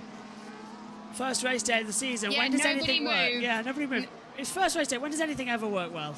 Never. Never in history. And it's Saturday. Yeah. And what do we always have on Saturdays? Problems. Box for Alonso. So Alonso coming in then. He'll change over. What happens every single time? It's not the traditional Friday, Saturday, Sunday It goes wrong. format. For example, sprint race weekends, everything goes wrong. It And does. FE as well, they remember. Oh, yeah, they go mad. Here comes Alonso then. He changes in. Albon's in too. Don't do an unsafe release. Slow on the front left. Albon's cleared him. Oh, just about. Do you know, I figured out the key to me being energetic in a commentary box. Yes? What? Me eating beforehand. Possibly. Well, if it helps. I had an apple too. There you go, Max. Woohoo! I've given him a time. I like this. Right, well, there you go. Right, back on the track. Verstappen has got a free pit stop. He's 31 seconds ahead. How on earth? Do you know, write the season off. I lie when I said in the pre-show. Write it off. Verstappen. He's 31 world champion. Russell. He could go for a one-stop, really, couldn't he? He could try and make those, soft tyres last, use the mandatory mediums that everyone has had to pull forward into this race. He could definitely one-stop this. If he's got a full pit stop already, if he can keep those soft tyres in good nick when everyone else is on the hards, the Ferraris are going to be squabbling again. Sainz looking for a way past Leclerc going in towards turn 11. Leclerc defends it, though. Verstappen is at turn 1, Perez is at turn 13. He is, yeah. You can see it on the driver tracker. Miles back. Anyway, here comes Sainz trying to get back. Right, we've stabilised. We've switched off multi-view on the laptop because I think that's causing a problem. So I'll just try and fix whatever's going wrong with the map book during the week's break. Do you know, I think the reason why Max gets so far ahead of everyone is because he doesn't want to risk being in an accident with anyone else. I think you're right there. Also, Megan, I think that device that we use for the map book has blown. That's what's causing all these issues, Honestly, every time it's connected... That's late! Where did Sainz come from there? Dive bombs the inside of Charles Leclerc into turn 1. He was trailing with the DRS. I thought he's not going to go for it and wait for turn 4. Bang! Hello! He did say he had pace. Ferrari's having a civil war. Box Verstappen. Oh, he could have gone so much longer. Soft tyres. Russell is got a problem with engine temp, having to lift off quite a bit. Oh, great. As we say it, they all fall like dominoes. So, I think I'm right, Kieran, in saying that Perez is not going to be the leader of the race. It will. I would say that. I think Verstappen still has a whole pit stop ahead as we look back at the replay here of the two Ferraris as Carlos Sainz left it late to go up the inside in towards turn 1 and another lockup for Charles Leclerc, and now Carlos Sainz will be thinking about trying to close in on Russell to try and close down, but Verstappen in the pits. Max Verstappen for hard tyres. Coming in a bit hot though. Oh, slow, stop! He's got the time to cover it. 2.9 seemed longer. That's wrong. That was a longer stop than 2.9 seconds. Perez has come out the last corner. But yeah, Max Verstappen remains in the lead. Here comes Charles Leclerc's radio. My car is fully going to the right when I'm braking. Okay, we are checking. Well, like this, I Where's the line? Dangerous. Well, it's only a problem when you're going round left corners. Carlos Sainz is around the outside. No, he won't do it there. He'll wait. He's got the DRS for the run up the hill. Yeah, you're right, Kieran. There's the line. We are checking. Lewis Hamilton better get used to that one. Okay, given the fact that it's mainly right corners, I think Leclerc can deal with this. Whoa! Spark flew into the camera of Carlos Sainz and broke the lens. Meantime, Sainz decides to go around the outside and is back into third position. Okay, now do you see why I always worry about whenever there's a whole lot of sparks coming from the back of a car? Because I'm thinking, what happens if it hits one of the visors? Well, yeah. Just whacked up in the air, hit the back with awesome speed. People talk about needing everything else in Formula 1 for safety. You need literal shielding from those sparks. Get the IndyCar aero screen on ASAP. Even the cameras aren't safe. Jess, what are you making of the race so far down in the pits? Well, I think Verstappen pretty much dominating so far, and the Ferraris, I think they're squabbling over nothing, as it were. Sainz looked like he's a quicker one, and Leclerc seems to be struggling quite a bit. So let's hope, unlike Bahrain last time out, that he doesn't have a problem, because it's like the Bahrain curse for Charles Leclerc at the moment. But I hope this race gets a bit better, because for some bits of it, it's quite quiet, but in the midfield, it's kind of interesting. So we'll see what happens. Is there a circuit where Charles Leclerc does not have bad luck? Bahrain and Monaco spring to mind. He won here in 2022. This is what perplexes me. It's remarkable to see Charles Leclerc struggling as much as he is. I mean, oh yeah, he won in 22, didn't he? Yeah, he did. So it's really bizarre. I mean, it's clearly a problem with the brakes, because Sainz isn't having as much issue. We've seen him lock up a couple of times. Russell's now dropped out of the DRS zone of Sainz, and Leclerc can try and draw him in. As we are watching one of the Haas's, it's Kevin Magnussen trying to close in on Lance Stroll, who in turn is trying to close in on Yuki Tsunoda. That's a battle for 11th place. Down towards, up to turn 4. There's Max Verstappen. He's on the back straight. Perez is around 6 seconds back, and everyone else is now just entering that second sector. So the entire field is nearly in the same sector. Nearly. And as I say that, they're going to be in it for about 2 seconds. 3, 2, 1. Everyone's in the same sector. 3, 2, 1. Max is in sector 3. Ah, it's like when you see light in the North Pole. So, Max Verstappen on his way to win another Grand Prix. 55 it could be, matching records with Prost as well, isn't it? What did Prost end up with? I can't remember. Running wide on the exit of turn 10 there. I think that was Daniel Ricciardo. Yes, it was. Who ran wide on the exit of 10. I can only assume he locked a front brake. It's been a common theme as Verstappen sets the fast lap of the race. 1:35.283 as he looks to continue to open up that gap between himself and Sergio Perez. Now 6.1 seconds between the two Red Bull cars. I'm just seeing here if Carlos Sainz is starting to close. Now 2/10 slower than Perez on that last lap. Oh, okay.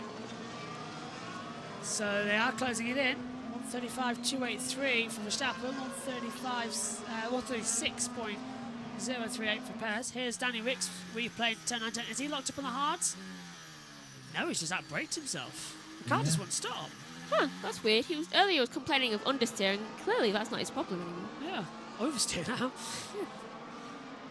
That car just did not stop. I'm disappointed in RB. They've got last year's Red Bull, and they are not delivering. I really thought they would, and they're just struggling out there. Makes me start wondering, was it the driver or the car? Yes. I think it might be the driver, you know, Megan. Yeah. So you're saying all we need to do is get rid of Verstappen and the season suddenly becomes much more interesting? Yeah. You're right. I really want to see Verstappen drive just like a Haas. See if he can win. Go on, Kieran. He probably would, you know. Yeah. He probably would. I will say think that he right would. now. JK, watching on fastest man on the Top Gear track. He's already kidding. Yeah. Made the ITV F1 theme in 1997. Hopefully Martin remembers him. Massive F1 Another fan. fastest lap. Oh. Another fast lap for Max Verstappen, 1:35.160. He's on a charge. 7.2 now is the gap between himself and Sergio Perez. Looking at the field there. Hamilton, I'm really surprised. I know he said he was struggling with the setup yesterday. He was ready to go full attack, he said, after qualifying, but still in 8th place at the moment and really in no man's land. He's not catching the McLarens, but he's starting to build a gap between himself and Fernando Alonso. So a really bizarre one for Lewis Hamilton. Yeah, sadly. He's practicing for his Ferrari career, not getting anywhere near the Ferraris are podium. 3rd and 5th. Exactly. He's just practicing bringing them down just a little bit because stress between Leclerc and Hamilton. Yeah, but Leclerc's car's damaged. Let's not forget that. Hulkenberg pitting. Oh, that'll probably be a good buy for him then. It's lucky that Hamilton wasn't teammates with Sainz, because I do not think the world could have handled that. Ed Hunter's muted, but he's in the box, so hi Ed. We'll hopefully hear from you throughout the race. Hulkenberg does a 2.7 second stop. Changes tyres again. Yeah, I tell you what, before Saudi, I'm going to really work on this laptop. I've been trying to fix it for 3 weeks, and I just don't know what's going on with it. So I think we might have to get it repaired, because we can't do this. At least it's stable now. I think it's that USB thing, you know. How much does one of those cost? 20. Because look, the lead's working here. It's weird, isn't it? So a move there from Daniel Ricciardo and Esteban Ocon up and towards turn 4. Daniel Ricciardo with the DRS, nice down the inside of Esteban Ocon. That's Ricciardo now up into P16. Or P15, my apologies. Oh yeah, he's got ahead. I was thinking the same thing, because Albon's jumped the pair of them in the pit stops, and Bottas has dropped down to 17th place. Has Zhou stopped yet? Because everyone has stopped in this race, haven't they? Because everyone started on softs, now they're on hard. So yeah. Verstappen though, 4-lap old hards compared to Perez's 9-lap, so that'd be a bit of a difference. But he's already pulled 8 seconds. What's happened? Do you know? If I ever see Ross Brawn, I might shake his hand and say, well done for all that domination Formula 1, and then I think I might punch him. He's going to get very mixed signals from you. He is. But he designed this to say we're going to have the closest Formula 1 ever. We left from 2021 when every single team was the closest ever. We've now had 3 seasons where there has just been nothing. I want the old F1 back, where everyone was criticising each other. Yeah, it's like crashing into each other left and right. Where did that go? Courtroom. What has happened? I mean, it's mind-boggling. It really It's an is. Adrian Newey masterclass. If you yeah. put Adrian Newey, who is one of the most successful engineers and one of the most successful people in Formula 1, and you give that car to Max Verstappen, yeah, what do you think is going to happen? You know, one of the greatest drivers of his generation, one of the greatest engineers of his generation, Perez. If you make You're quiet, We can't. Perez. Well, the radio's been quiet all weekend. Everyone have been using a new system, and it doesn't work. But I agree with you, Kieran, as well. Do you reckon then? I'll ask this: should Adrian Newey leave Red Bull and design the F1 regulations? Oh, that's a tricky one. That is a tricky one. I mean, you could go the Ross Brawn route, but is there one more team switch in Adrian Newey? You know, we've seen him in the past create some absolute masterpieces, especially at McLaren. he joined the Red Bull project as well. I think in the late 2000s. I think in 2009 he joined on board. I could be wrong on that one. But he's built up this project, and now we've got Adrian Newey designing cars, taking what Mercedes wanted to do and showing everyone how it should be done. Yeah. I think it's a case of if Adrian Newey wants more and more teams switch, would the likes of Ferrari or McLaren want him back, for example? Is there a spot at Aston Martin? I don't know. Or is Adrian Newey happy designing the cars because the ground effect is what suits him best? That's what he has his master's degree in, is in how the ground effect works. If you have the ground effect regulations, the man you want to design your car is Adrian Newey. I'd agree. I think he's walked away with it. I think the combination of him and Verstappen is just brilliant because Perez isn't liking it. But it's weird. Max is now 10 seconds clear of Perez. Do you know who the only one getting one of those corners? Do you know the one that Ricciardo oversteered at? Yeah. By the way, can you He's see the only that? one getting it right. Yeah, I can see it. Do not touch things. We do not want to risk messing things up. It's different monitor. It's different computer. Different computer. It won't do anything. Just moving. Josh, do you know who's having a decent race? Who? Joe Guan Yu, P10. Yeah. Do you know, he is. Well, I'd agree. He's holding off Tsunoda quite nicely. I think Joe Guan Yu is the underdog. I'm starting to wish I put him in my draft now for Fair Fun Fantasy instead of Valtteri Bottas. Because Valtteri's down in 17th with that wing damage. Valtteri's probably too busy just thinking, what am I going to have for lunch? I picked... Honestly, I would. I picked wisely and I put Verstappen in my fantasy league. And, along with Albon, I think. I think everyone did, Josh, put Verstappen in their fantasy team. Who wouldn't? I put both Williamses in, though. We're the only one who hasn't done fantasy team. Do you want to do it? I don't even know what it's about. I still need to do mine. But I'll do mine for Saudi. Yeah, you can join us. If this is the first time you're ever watching Formula 1, by the way, and you're more familiar with football, with the fantasy, Verstappen being in your team is a lot like Erling Haaland being in your team. It's just guaranteed points every single week. That's all you need to know. Exactly. Good point, Kieran. Yeah, but me and Megan had Marc Marquez as picker winner in 2019, and then he retired once at Kota, and we lost. Yeah. The King of Tsunoda, Kota. though, closing in on Joe for that last points position, now within DRS. Is that going to be a little bit of a tension? Yeah, 8 tenths between them as they come across. Where are they on the track? They're just coming out of turn 11 into turn 12 as well. I can guarantee you that the entirety of the bottom half of the field are thinking about what they're having for their tea. One man I do know for absolute certainty who is thinking about their tea/dinner is Lance Stroll.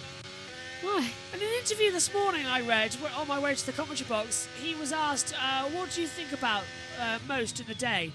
Dinner. When I wake up, I'm thinking what I'm having for dinner. When I finish at night, I think what I'm having for dinner. That's tea for us. So he's always thinking about the last meal he's going to have, the big meal at the end of the day. Always. And he says, I can have dinner right now. I have new respect for him. Yeah. So Lance Stroll's sitting in the car right now in 12th position, chasing down Tsunoda and Zhou, thinking about a steak pie. He's probably imagining them as the food and trying to be like, okay, go for the food. It's Madagascar with Alex the Lion. Here's Hamilton. Okay, copy. How? Well, Lewis Hamilton is having a pain in his backside now, and it's no longer going to be Toto Wolff in his contract. It's absolutely, the seat has broken, and that is perfectly moulded. So, yeah. Lewis now has got 2 cracks in the seat. Well, to be honest with you as well, that's going to affect the amount of G-forces on the car. As you said, Josh, these seats are moulded, especially for the driver. Their height, their build. That seat breaks, or it's just a little bit too off camber or anything, affects how the driver can actually react to braking, to accelerating. The G-forces, they really do affect that. So if Hamilton's complaining of a broken seat, that's going to affect how he's starting to slow the car down, depending on how that seat is broken. We don't really know how. We just know that it is broken at this point. But still 3 seconds shy of the McLarens. He's got a 10-second lead over Fernando Alonso, but running in a pretty lonely 8th place at the moment. We're on board driver's eye with Alexander Albon there, and a message kept flashing up on the new display on the steering wheel this year. Williams have now integrated the screen onto the wheel because they were the last holdouts. And it was saying car too hot, car too hot. And that's running in the dirty air of Magnussen. And look, he's trying to get through, so he's... Like in that Grand Tour special. Yeah, so what's happening is he's sitting behind Magnussen. All the exhaust hot air that's blowing out of Magnussen, not just him talking, it's going into the Williams. And look, you might flash up now if you're watching on with us. It's going to flash up car too hot on the straights because it can't get the cool air into the engine. He's turned some strap modes down, I can see, since last time we're on board with him. Now we'll drop down to 5th gear. Oh, he's stayed in 6th through the S's. Usually that's 5th gear, going in at around about 190 kilometres an hour. Bit of fuel saving perhaps as well to try and cool the engine a little bit, just try and run lower revs for a period of time. But yeah, Alex Albon really trying to see if he can find a way past the Haas. And to be honest with you, from what Haas was saying at the end of pre-season, they said they were expecting to run pretty much at the back of the field. We've got Magnussen in 13th place at the moment. Yeah, it's outside of the point still, but I think the sit rep for Haas is it's not maybe as bad as we first thought. No, and I think the worst one is definitely Alpine, but they're sort of getting that back. Ocon 16th, Gasly 18th. Williams, for me, have taken a massive step back. We were estimating them to be P5 in the standings of the championship, and now they're really in trouble. They should be right up there with where Alonso and Zhou is at the moment. Zhou's very much out of position, but he's raced his way there. He's doing amazingly well.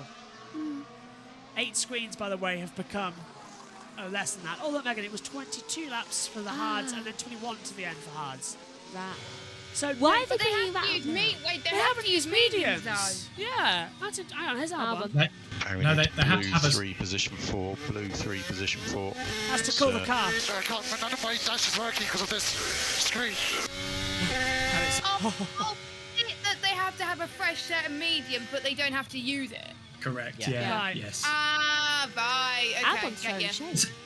So, the new screen on the Williams that they said they didn't want to have because they wanted to keep it off the dash, connected to the car, so the steering wheel could be made lighter and easier to use. They've now, James Vowles insisted on moving it forward and putting it on the steering wheel to, make the car lighter, make the car more dynamic, and it's failed. As does most In race things one. in F1. In race 1 as well, yeah. So just teething problems, they might happen. I mean, we've had teething problems. Teething problems, seat problems. Now we've got steering wheel problems. I mean, yeah, it's a first day for everything in Formula 1 today as we ride on board with Lewis Hamilton. Let's have a look. Does he bounce when... I'm thinking, has he run over? Yeah, look, he's gone over turn 9. Does he come back over? Is that when the seat broke? Okay, is it just me? Or does he look way too high up? Well, they've changed the seating position for Lewis now because That's what I thought. Yeah, and it's broken immediately. I mean, look at Max.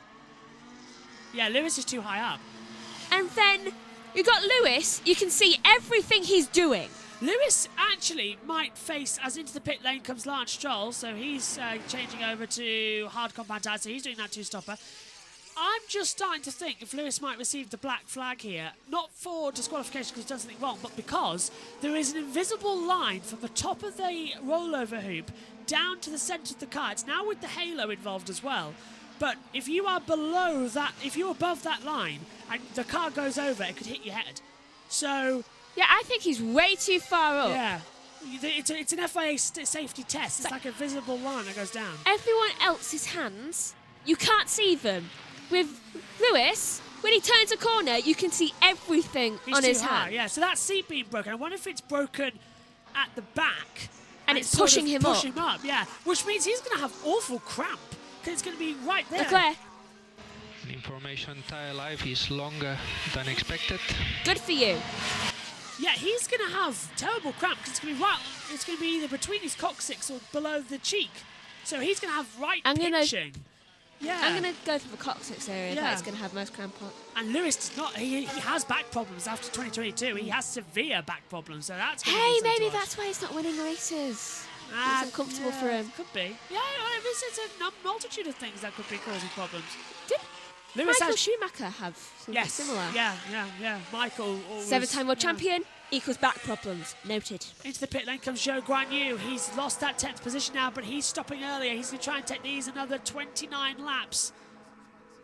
Greatness comes at a price, I see. Take it easy. Well, he's done 19 laps on these hards. To take them that long is going to be a bit difficult. Maybe he'll go soft. No, he's gone hard, so it's hard. Right, so he's going for the second option. Yeah. Yeah, so he's just trying to cover himself off from Sonoda, so he wants to keep that points position. Let's see where he does rejoin, then down in towards turn 1. He does rejoin in front of Lance Stroll in towards turn 1 there. I wonder if Stroll on the warmer tyres, they're up to optimal temperature. Meanwhile, Zhou Guanyu has to go through a couple of corners before they're up to temperature. Pierre Gasly is saying he's stuck in front of the gearbox. Gasly's behind Bottas. Whatever that means. Well, he's right behind Bottas, so I think he's stuck on Bottas' gearbox. Yes. And I thought we he's were got... talking about another seat problem. Yeah. The amount of errors that have been happening, honestly. I mean, that's where the seat is meant to be, so I don't think that's a problem. This is Hamilton's... No, this is Lando. Yeah. See where his hands are? Not there.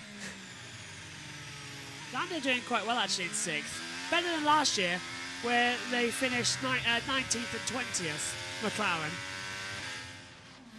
And I think if they get it right this season, I mean, Zach Brown was saying how far they'd come towards the back end of last season, and they really had come a long way. If they could use this as the springboard, they could really start challenging, maybe even for podiums. But look, let's not get ahead of ourselves here. Verstappen is absolutely flying at the front of the field, 15.5 seconds away now from Sergio Perez. So currently a Red Bull 1-2, Sainz in 3rd place right now. So the closest battle on track right now is the battle for 11th place, I believe, which is between Magnussen in the Haas and Albon in the Williams. Ferrari getting ready for another pit stop. Meantime, if you're watching on Sky Sport, can you just everyone do me a favour on the YouTube and Twitch chat? If you are watching on F1 TV, could you please let us know if Alex Jakes is commentating? Because we've been very worried about him this morning when he wasn't commentating on the F2 race, so we just want to know if he's okay. I have not checked on that. It just dawned on me on lap 31. Or if Omi's listening, could Omi check the F1 live timing audio? Because that covers the F1 TV audio. Yeah, he is. Oh, brilliant. Nice one, Omi. I'm watching. I told you Omi would know. Yeah. Thanks, Omi. Cheers, Omi. I was thinking, because I was worried about him. So he probably, I know he was losing his voice. So he's probably just given this morning's off to come back to that. Makes sense. I would. See. It's one more with Lewis now. Yeah. Yeah, he's very high up, isn't he? It's like the seat has actually collapsed, so he's higher. Yeah, that must be what's broken. Yeah. Something's pushing him. Can you see the way he's moving right now? Yeah. Something's pushing him. Ah, Dad. Oh, hello. Let's see if this works then. Can you get in all right? Here's your chair. Is that Mr. Ian Birch? It is. He's walking in. He's sitting down in the chair.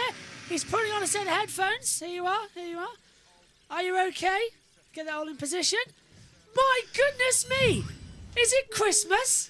Hello, Dad. It's not Christmas. Welcome back. How are you? Me? Yes. Okay. We're 1-0 up. Are we really? Hey! Nice to have you. It's a tough game, though. Really? Yeah. You're back. Now, you've had... Why is Verstappen leading? We didn't wish... I put sugar in his petrol, so he shouldn't be leading. Oh, Bottas! Oh, no! The wheel gun's gone. Not another one. Could they get it off? What's happened to Valtteri? Thank goodness we got it off. Josh, look. I haven't got it. It's looking a bit glowy. What's happened? No, the wheel nut's gone. They haven't got a wheel nut. Why is it smoking? I haven't got... Brakes I haven't got any wheels. Brakes are getting hot. Russell's in. If you look, the brakes are getting hot, mate. It's looking a little bit glowy. Russell changing over, getting over a new tyre compound. Super stop for him, getting into it. Hamilton's got a broken seat. Go. He's got a broken seat. He has a broken seat, yeah. We think it's pushing him up. So will Christian if his wife gets hold of him. Actually, she's here. Yeah, she's here. She's here. Russell nearly hit Bottas. I feel sorry for Christian. Yeah, it's been a bit puppet, isn't it? Why do I feel sorry for Christian? He's laughing now. Because I've called him all the time. And the little Spice Boy, look, he looked so sad coming into the paddock. He did look You a bit know, sad. and that was a forced hand. What, to? Yeah. All that, That's yeah. because Max won't speak to him nicely anymore. Well, that's something to do with something else, isn't there? I don't know what's happening with your mic. Hang on, sorry, go on. Hulkenberg passes Gasly because Gasly's into Don't the you pits. think, all of you, that there is a little power struggle going on at Replay. Red Bull? There I always think so. is. Ever Why? since Helmut Marko got... Hey, Bottas. Yeah. Ever since Helmut Marko got into trouble, it looks like the other side of the camp just wants to even things out. Yeah. Go on. Yeah. I mean, Helmut, he's, Dr. Marko is, he's such a genius. Yeah. You know, you can't knock Christian, Helmut Marko, and a certain person who designed it. Adrian Newey. Oh, you know him as well, do you? Yeah, we were talking about him earlier on the podcast as he comes into it. As they try and switch in. I've got to admit, everyone, I haven't been watching any of this. Well, you've been real I had a football. quick look at the monitor inside in your bedroom. Oh, yeah, well, we've got the two That's monitors. feeding this. Yeah. You reckon you're already on mute? And I had a quick look, and I thought, oh, Verstappen and Perez. I think Adrian has got. Do you know the inlets that Mercedes tried? Yeah, the vertical. I think it's the inside of that, in those in the little things. I think the air goes in, and there's loads of little veins in there that are turning it in the right direction. And Adrian. It's like when he did the America's Cup. Yeah. Right? The design of the ship was fantastic, wasn't it? Yeah. Go on, Joe, hang a battle. And again, this is going to be Zhou over 13th position. Stroll's in, and then Zhou 14th, just trying to close it back again. Oh, Megan's hitting the laptop like crazy now as they come into it. It's a nice little battle that's going on. What are you looking for? Key? Yeah. It's in his pocket. I've got the key. Stay here for a second. So I forget you have pockets. Yeah. Glad to have you there for 10 minutes before the game goes off. As it comes Have into I it. got to talk like this all the time? Like? You turned into an Australian cricketer? No. I'm trying, Mank. Okay. Oh. That's what he's going for.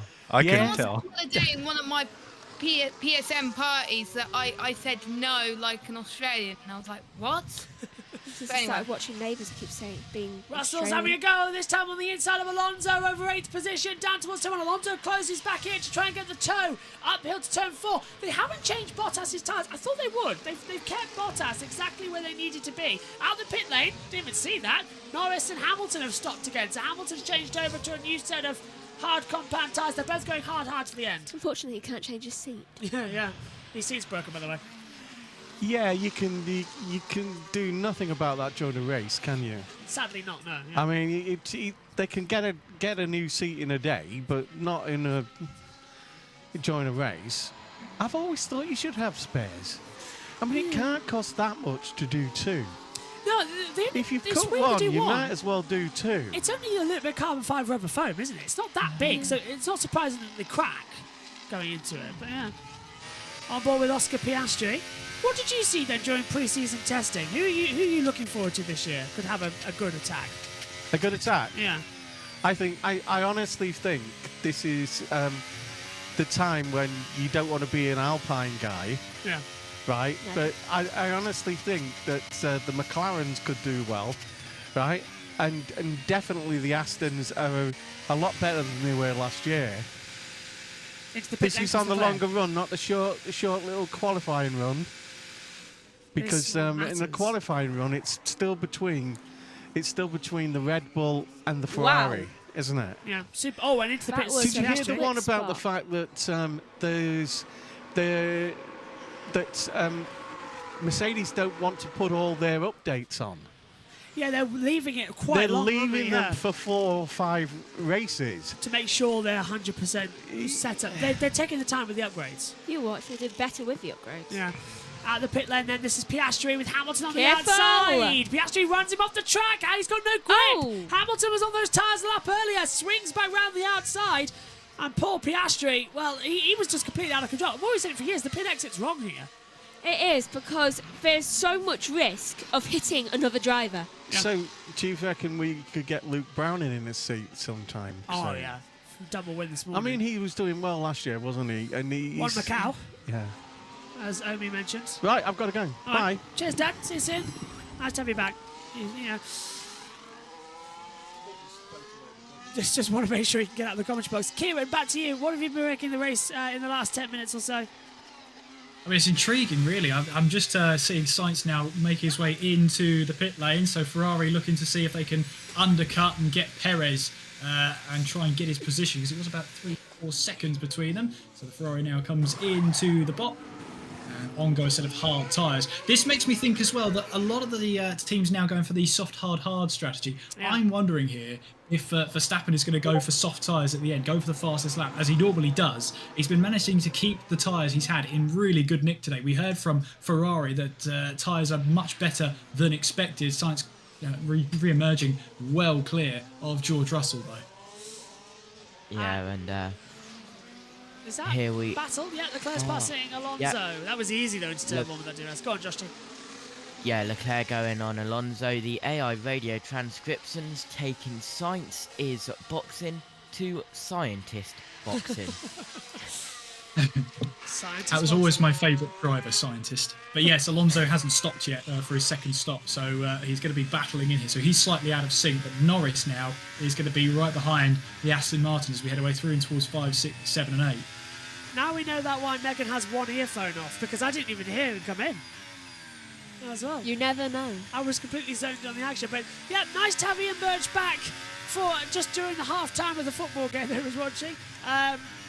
Not fully recovered, obviously, but recovering nicely, and had a lovely winter. Is that the first time since? First time since his Bell's palsy, yeah, that he's coming in the box. So nice to have him back, and he's just as with it as always. On the inside, Lando Norris at turn 11 gets ahead of Alonso. Alonso's now dropping times into the pit lane of Sergio Perez to put on a set of soft compound tyres. Yep. Interesting that, Kieran, because now he's going to go faster than Verstappen, who's staying on the hards. Yeah, well, they're clearly confident in the tyres in both drivers, Verstappen and Perez. Everyone else has gone out on a set of hard tyres to make sure they get to the end. Red Bull here feel confident in the tyres, in their drivers to get them to the end here. But Perez with Sainz on exit, then Perez is going to be on cold tyres. Sainz with a shower of sparks down in towards turn 1. Perez won't have long to get those tyres up to temperature, but on those soft tyres, you would think he's going to be much quicker than Sainz once he's up to speed. No one's crashed yet. No one's crashed since, I can't remember, Abu Dhabi? I want someone to crash. Don't care who it is, except Alonso. Yeah, Megan's now starting her anger.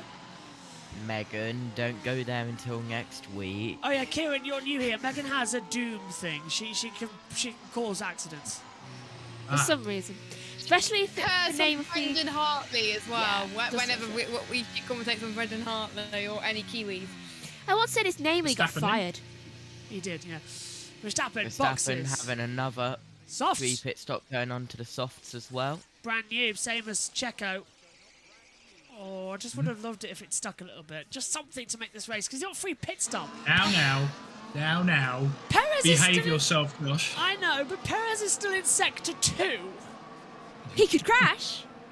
No, Perez is this. He's just joined sector 3. Max is now at sector 1. He could crash. I honestly, what's the gap? It was 41 seconds. I'm going to have to wait until he crosses the line now for it to change over, because Max went to the pit lane and messed it up. Perez coming across the line now. What's the gap going to go down to? 38. He lost 3 seconds in that pit stop. How is that possible? That's all a little bit warped at the moment, as we it's saw now there. 18 seconds. That's better. Yeah, so that was roughly what it was last time around. McLaren pits up with Piastri. Oh, slow on the front left to get that off, but other than that, looked okay. But yeah, slow on the front left for Oscar Piastri, and that might have cost him a position then. Oh, that's why he rejoined side by side with Lewis Hamilton and then overcooked it. That allowed Hamilton to swoop through, say, thank you very much, I'll take that position from you. I pointed out to Megan and she noticed immediately. Megan, what was wrong with that pit stop? Why was there someone with a hand and also a hand without a glove on the halo. Yeah. An uncovered flesh hand on the halo. That's Why not, was that's not that allowed. hand there? Yeah. That is a massive safety violation. Anything could have happened. Look, I've screenshotted it to send it into the chat later, but it was there. A mechanic with his sleeve rolled up, bare hand on top of the halo. Now the mechanics wear safety gloves that are isolated in case there's a battery shortage in the car. All mechanics wear the same things, the marigolds. It protects them in case there's suddenly an overpowering circuit thing, and it boom. I've got half of mine. I hope the FIA spotted that. I've got half of mine to report them for that. Honestly, I think that is a massive safety violation. No one should be near that car without gloves.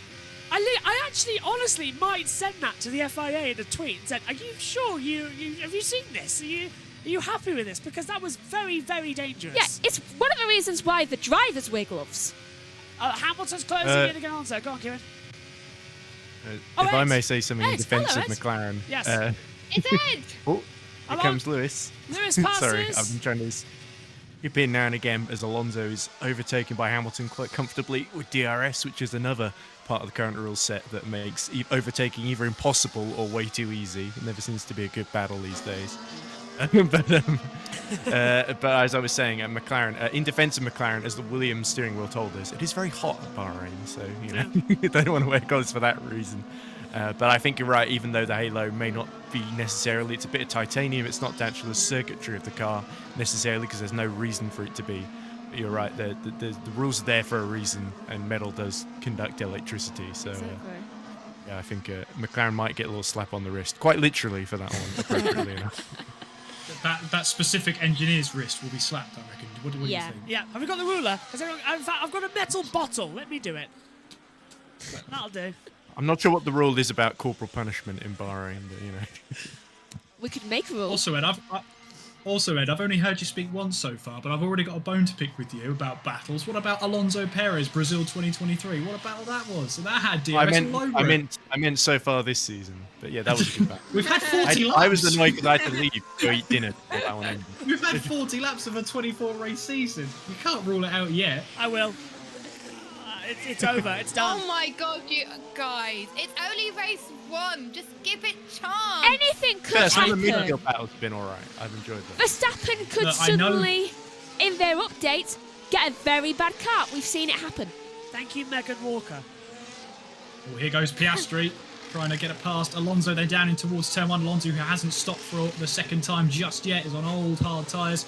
And Piastri down the inside, easy as you like, and gets himself now up into 8th place. You can't hear the same thing I can in my ears, even though we're on the same circuit. I've just been told that Multiviewer has got a problem. That's why it crashed the MacBook. So it was Multiviewer. I was right. So is everyone having problems with Multiviewer then? Well, the desktop PC's okay, but I don't think the MacBook updated correctly. I think it was using an old software. As Sonoda, that was massively done. They were playing DRS chicken there. Did you know Sonoda trying to pass Hulkenberg? Look, both lifting off because the DRS detection line is on the entrance to 14. Clever. I hate when they play chicken like that. I don't want to be a part. I don't like gravy. 41 laps in, and already we're having to consult to the puns. I admit I'm doing my season preview video for Formula Sim Racing, and there was a race at Spa last year where 2 of the championship contenders on the run down to Eau Rouge Rally just after last source, they both came to a dead stop because they both won DRS, as Hamilton talked. That's why they're in front of you. Yes, Omi, you can come back. Everyone can come back now. We've fixed the problem. Anyway, where was I? All right, okay, so they were DRS chicken. You know what I mean? Yeah. Silence. Okay, I'll keep going. Yeah, go on, Ed. I wasn't sure if I was allowed to go or if Omi wanted to say something. Nope, Omi's here, and that's all. So, has anyone got any good books to read for the next 23 Grand Prix? Like specifically for motorsport? I'm up for fantasy at this point, where someone else wins the championship. Yeah, copy Lewis. Pace is very tight. Norris did hit his tyres pretty hard early on, so maybe he'll pay for it later. Getting out his wallet. Well, I'll be going on Formula E on the Saturday when Hungary's on. That's true, yeah. I'm so pessimistic. What's going on with you lot? I've seen good It's okay. designers books out. Verstappen's in another postcode. Yeah, we're used to this now from last season. But look, Leclerc is just on the bubble of DRS from George Russell. And Leclerc, who's had a bit of a nightmare first half of this race, is just about to get into DRS range of George Russell in a battle for fourth place as he tries to get his way back up the order. There he is. We're seeing him now. So this could be a tasty battle here for fourth place on the grid. And not too far behind them is Norris. No, it's Norris. Sorry. This is why we get new people in, Kieran, because you've got the energy. We're all still exhausted from last year. You're going like, yes, look, this is good. Well, we've seen this story before. There is always a storyline to look for. And Leclerc, does he have DRS down this straight? Hard to tell at this moment in time.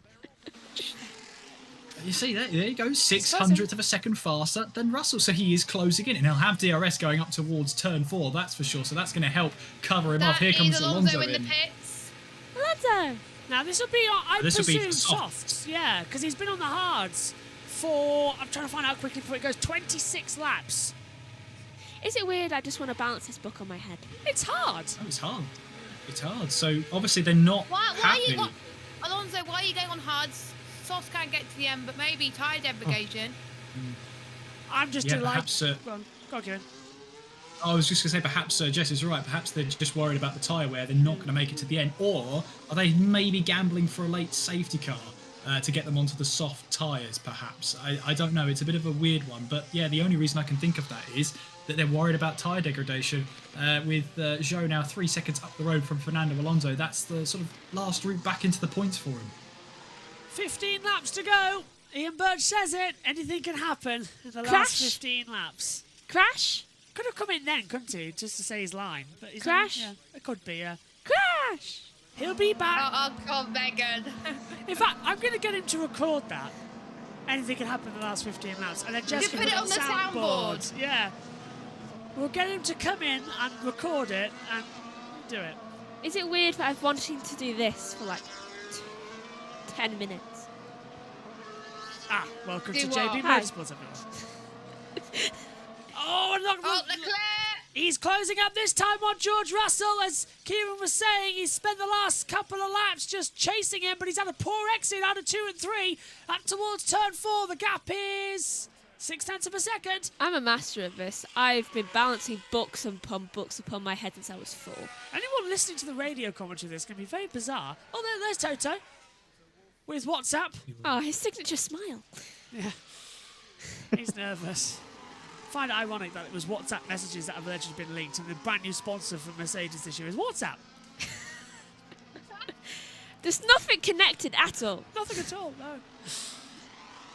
Toto, I did mention it, that it wasn't Toto. And then he looked at me in FP2 and gave me a smile on the camera on the TV feed. If you go back and watch it. Do you remember the joke I made?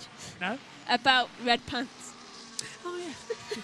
the only driver in our, we can't say that. You nearly got me out of that, Megan. You nearly got me with that. I nearly said it. You nearly got me a lawsuit then. I had to stop myself before I said it because I knew where you were going with that one. We'll say it after. Yeah. Charles Leclerc. Did anyone see the Ferrari engineer on the pit wall there drinking a carton that had the words "It's water" on it? Just in case he thought he was like drinking some alcohol on the pit porch or whatever they call it. Well, I've got a glass. Tequila. I've got a glass of red juice in a pint glass, but I must stress it's only Vimto. Yes. He has an obsession with Vimto. Serious red juice, guy. Yeah. Russell was slow out of 2. He's tried to stop Leclerc getting the run up towards turn 4. Science radio. What do we expect the car to be quicker on the soft? You come back to you. In my experience, the soft is never quicker than the hard.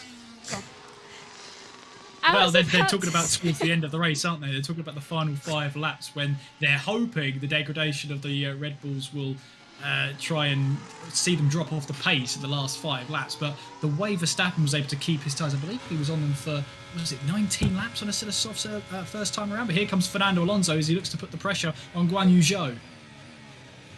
I look down at my phone. Now Alonso gets out. Science radio again. Around this lap, the hard should be faster than the soft. And Alonso pulls to the inside for the final points paying position, and Sauber's dream goes just as quickly as they bet on it. down to 11th position. Alonso goes through. So, yeah, you could say that Sauber put a lot at stake on that. And there's the first one. That was a kick in the teeth. Ha! What? There was no point Nice defending that one. one, though, was there? Because Alonso's was just good. hit. He's got way fresher tyres. You're right, That Ed. was good puns, Josh and Kieran. Thank you. We're here all week. Do you remember Leclerc, when I though, almost killed you still with trying to this? chase down George Russell down towards turn 1 with that DRS. It just seems to have levelled off at the moment. Leclerc late Oh, on look the at brakes, that. though. And he get that stopped. It didn't look like he had too many braking issues this time around through turns 2 and 3. Still just trying to put the pressure on George Russell there. We have 11 laps to go, 12 and a bit if you're picky. Verstappen leads the way by 16 and a half. Yeah, everyone's having to resync every time they come back to us because we're talking about different topics, but hopefully you're good. Apparently, Racing Statistics of 204 views. You guys are awesome at 24 because you're watching Sky or Fox or VPN of Australia, yeah. Well, we've got Sky F1 and it's linked to all the guys in the comms box as well. Yeah. But F1 never does well on this channel, whereas strange. in MotoGP, we struggle sometimes to keep up because it's over 20,000. Yeah. So it's up and down, and then if it's a really good race, it goes up. We just do it because everyone's listening to us anyway. It's not just on YouTube, it's on Twitch, it's on USRN, it's going out on radio in America as well. So there's usually more. Yeah, we don't know until about Tuesday, Wednesday, what everybody's viewing figures were combined. Yeah, because it's weird. YouTube does this weird thing where it doesn't actually show the correct data. So, like at the end of a stream, it will show you like the semi-correct data, though it's still not the actual correct data. You get the actual data 2 days later. It's bizarre. Don't know why. It's so bad for knowing viewing figures as well. But look at this. Leclerc's right in the back of Russell. Can he get anything now? He's trying to get out the toe into one. He's super late on the brakes. Russell is he's using a karting style. Brake, turn. Here's what you know. Go on, Kieran. Yeah, well, he's using that karting experience he got over the weekend with Sky Sports F1, isn't he? He's really using that to good effect. But yeah, good defending at the moment. He's just making sure he puts the car in exactly the right spots. And through the corners, George Russell looks to be looking to just keep himself at arm's length from Charles Leclerc. So is that a case of the Mercedes is good through the corners, or perhaps the Ferrari's not so good at following in dirty air right now? Maximum power. Might be a bit of both. I miss Ricciardo and Norris. Where are they? Norris is 6th and Ricciardo. Oh, and Russell locks up! He's gone off and Leclerc's going to get through, but Russell's racing on the strip. Gets back on, side by side, and Leclerc's going to have him. You don't want to know the joke I just thought. Now you know what it's like to be me.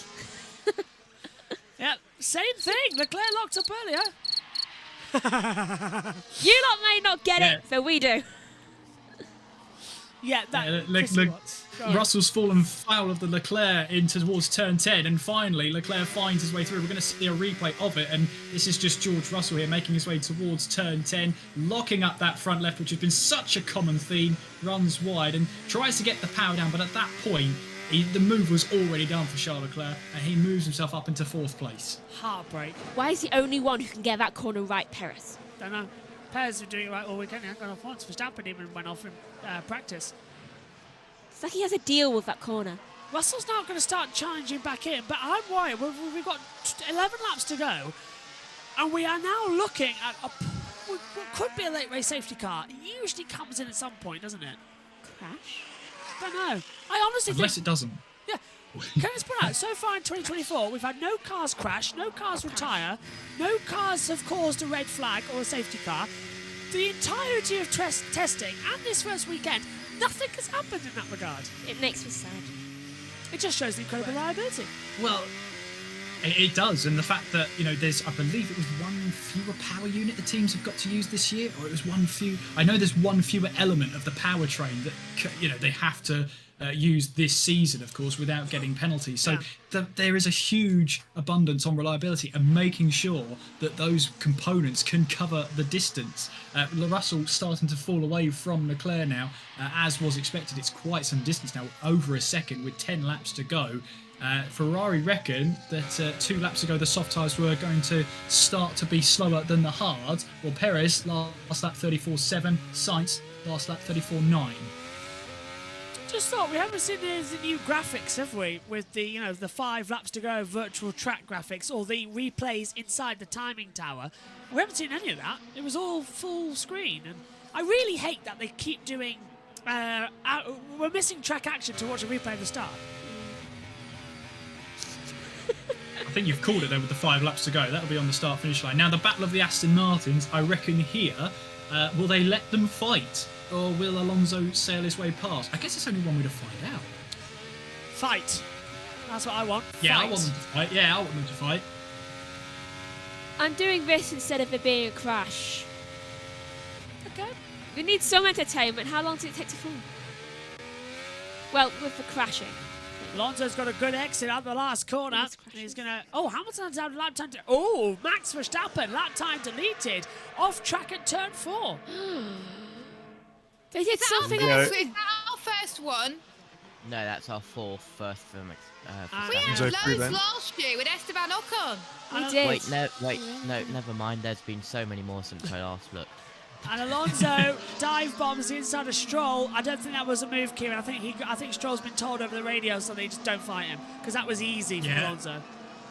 But also, at this point, Aston Martin pretty much, they've got 9th and 10th locked down. They don't need to throw that away. They're 27 seconds away from Piastri in 8th place, and they're building the gap to Zhou in 11th place. They don't need to fight. They don't need to risk those 3 points. It is 2 for Tsunoda, 2 for Hamilton, 1 for Verstappen, Norris, Gasly, Leclerc, Albon, Russell, and Piastri. But you're forgetting the penalties that come half an hour after the race ends for track limits. That's what we're forgetting. Yes. That's true. Max Verstappen will be frog marched off the podium once again. To the cheer of everybody. Well, if that were to happen, that just harks back to Circuit of the Americas, where he overtook, was it Raikkonen, I think it was? Yeah. Into Was the Kimi, treble yeah. right-hander. And he had the move, he had the penalties that put him off the podium. But remember, he was not 21 at the time of that podium. Coincidence? I think not. That's right, actually. What, 21 with champagne on the podium? Coincidence? I think not. I think not. Okay, Bernie. Don't Bernie me! This little rat is guilty! Oh, there's Lawrence Mikis, who we've blamed for years about being Ferrari strategist and causing problems. Now he's gone to AlphaTauri and he's still causing problems. Because one of these drivers on the hards, one of them's on the softs, and they're both battling for no points. He's a problematic man. He is a problematic man as well. Yeah, but AlphaTauri were, last at this point last year. They're now 13th and 14th. That's some progress, let's be honest. And of course, if they're, whatever we call them, RB, can continue that. They've got 2 solid drivers underneath them as well, in Tsunoda and Ricciardo.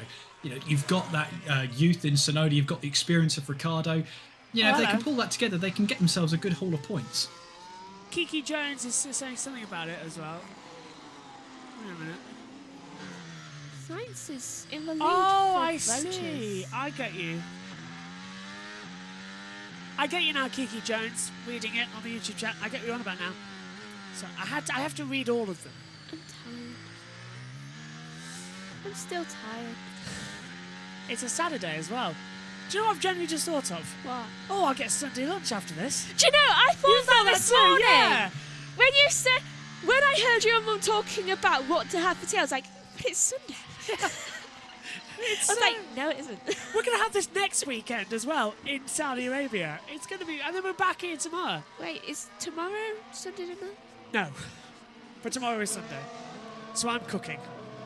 Oh, yay. I don't know what yet, but I'm cooking. I'm having ramen tonight. I'm happy when I have ramen. I'm making that as well. Verstappen. Verstappen lapping a second quicker than Carlos Sainz, by the way, at this point on the last lap. So that's that theory for Ferrari out the window that the soft tyres will drop off at some point. Yeah. Maybe I will follow David Croft's technique and miss a couple of races this year. We're not going to miss much, are we? It'll just Hey, look, there's a battle for 12th place going on here.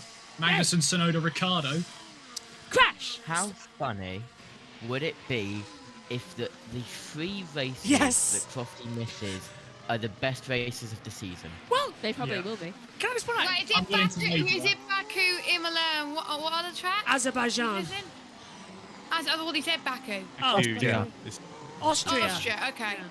Well, I'm going to make a prediction. Austria's going to be the best race of the season. I agree. And I'll just say this. History is not kind with David Croft. No, it's not. Because he missed one Grand Prix in his entire F1 career so far for the birth of his son. And the legend Murray Walker stepped in for him then. And do you know what that Grand Prix was? The 2007 European Grand Prix at the Nürburgring, when all hell broke loose on the opening lap. No one can break the Winkel Rock, Yeah. all right? We've been over this.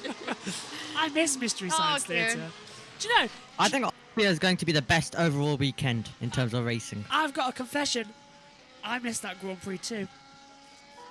I left out. The red flag came out and I had to leave because I went to a birthday party. You were 8, of course. You had to leave. I went to a birthday party, so I missed it. And watched it back later. Ricardo in it. We will do driver swap this lap. Wow, they've already got rid of him. That's new. They've already got rid of Ricardo. They're doing a driver swap this lap. Wow, 52 laps into the season, they're already getting rid of him. Oh, no. They're swapping with Sonoda. I know they have problems. It's Ricardo's going to pass Sonoda and Sonoda's going to let him through. That's what's happening. Really is a problem. Not surprised me if he'd been moaning on the radio for Yuki to let him through as well before this point. Safety car windows are closed for Lando Norris. Right. Well, that's because there's 6 to go. If the safety car came out, it would be a red flag. So that's the new procedure. If it's in last 5 laps, the red flag comes out. Because they haven't got enough time to restart the procedure. And apparently we're not allowed to have races end behind the safety car because that's boring. It happened in Belgium. This is entertaining. Belgium was quite exciting. This year I'm That going ended to behind complain safety. about if we're going to get killed. Yuki, driver swap. Driver swap. They're getting rid of both of them now. Are you kidding me now? I promise you I could... I'm with him. Why? It's like, oh, because Ricardo, what? Needs the ego boost, needs a point. There's nothing there. Ricardo's He's on got the soft softer tyres. tyres. Yeah, exactly. You're been paying They have attention. better chances with Sonoda. I'm not looking forward to when Kieran and Ed are in the same commentary box together because I'm having difficulty hearing them. Yeah. The difference in voice patterns. Because I'm not looking down at the monitor where you two are. I'm looking up at the TV screen. I'm only hearing you lot at the moment. Wait, do they sound similar? I don't think so. To me, they do. To me, they do. Yeah, in the ears. It's like earlier on when Ed started talking, I said, go on, Kieran. Oh, it's Ed. Hello, Ed. Right, it's 5. Oh, you mean we sound the same, right? Yes, you sound the same, yeah. Oh, right, okay. I thought like one was louder than the other. I was like, I No, you sound very similar. Yeah. It's very hard to No, Ed, we don't sound alike, do we? No, we don't. No, we He don't. said putting on a voice. Yeah, you tell him, Danny Rick. I don't need to say anything here either. Teen drama. And Yuki Tsunoda lets Danny Ricciardo through. I for hope he 13th. feels like he's accomplished something, because he hasn't. He's Well, up he's into, throwing his 14th toys out the now. pram and then he immediately he's going to let through, right as Max arrives as well to land. Oh, for God's sake. He's just like, hi, I want to be let through now. Yuki will go and have some food, it'll be fine. Yuki's like, I'm going to put He'll something have very sushi. spicy in his food. Yes, he'll have sushi. He eats so much for such a little man. He eats so much. He is literally like, he's just a He's void. smaller than me. Little people need Is he? the energy. Yeah, he's smaller than me. How tall is Tsunoda? I think he's my 5 height. foot. How old are you? No, wait. I thought he was like 5'4", like me. No. We talked about this last year in one I'm of the red either flags. 5'4" or 5'5". I do not know. We talked about this in Japan, 22, under the red flag, how tall the drivers were. He's 1.59. Yeah, he's 5'2". I'm 5'3". How much are you, Megan? Oh, wow. You're taller than Tsunoda, Megan. Are you taller than Tsunoda? Well, you must be, because you're up to here with me, aren't you? And I'm 5'9". He is apparently just under 5'4". Well, I'm 5'9". No. I've googled it. It's 5 foot. He's 5'2". What are you? 5'4" or 5'5". Yeah, I'm 5'9". You're taller than Tsunoda, Megan. I might be. Yeah, thanks, guys. I appreciate it. Okay, he's That not was sarcastic. It sounded a little bit, yeah, but it's hard to tell Yuki because he just shouts Like everything. Although, having said that, and No, I know Verstappen's lapping at the field at the moment, but Ricciardo's now 1.9 behind Magnussen. So, yeah, I'm sure once Verstappen laps Magnussen, that gap will come back down. But, yeah, interesting. Norris, though, a quarter of a second quicker than George Russell on the last lap. We'll see what sort of lap times they're both setting this time around. Yeah, 35.9 for Norris last time around, 36.1 for Russell. So yeah, that's a quarter of a second per lap at the moment that he's closing in. So keep an eye on that one. That battle for 5th place is nowhere near done. If I go on my tippy toes, I'm the same height as you. Yeah, you are. So I think I'm 5'5". You must be, because I'm 5'9". And I can... Desk. You can both stop talking. I'm 6'3". You can both stop talking. Right, we're done. Crane on next to Yeah, but our mum's Could you very do some dusting? tiny in height. Could you do some dusting then? In the Yeah. compost if you come here. Yeah. I did see a couple of cobwebs up there, but yeah, that's fine. Couple. He's not look. I did not look up half the time. Lap 54 or 57. I still look 3 laps to go. I still haven't seen this graphic that was supposed to come up. We've been lied to by FOM. What graphic? Fummed off. Yeah. Oh well. Do you know, it wouldn't be F1 if we didn't have the outro, the Dutch national anthem, and the Red Bull national anthem. It's that's in the Austrian national anthem. What did I say? The Red Bull. The Red Bull national anthem. Yeah, I know yeah. that it's called the Red Red Bull ring rather than the Österreich ring or the A1 ring. A1 ring no rings reason long to in my heart. erase an entire nationality. The A1 ring, it's all I know it as. I do. Layout's not changed much in the last 30 years or so.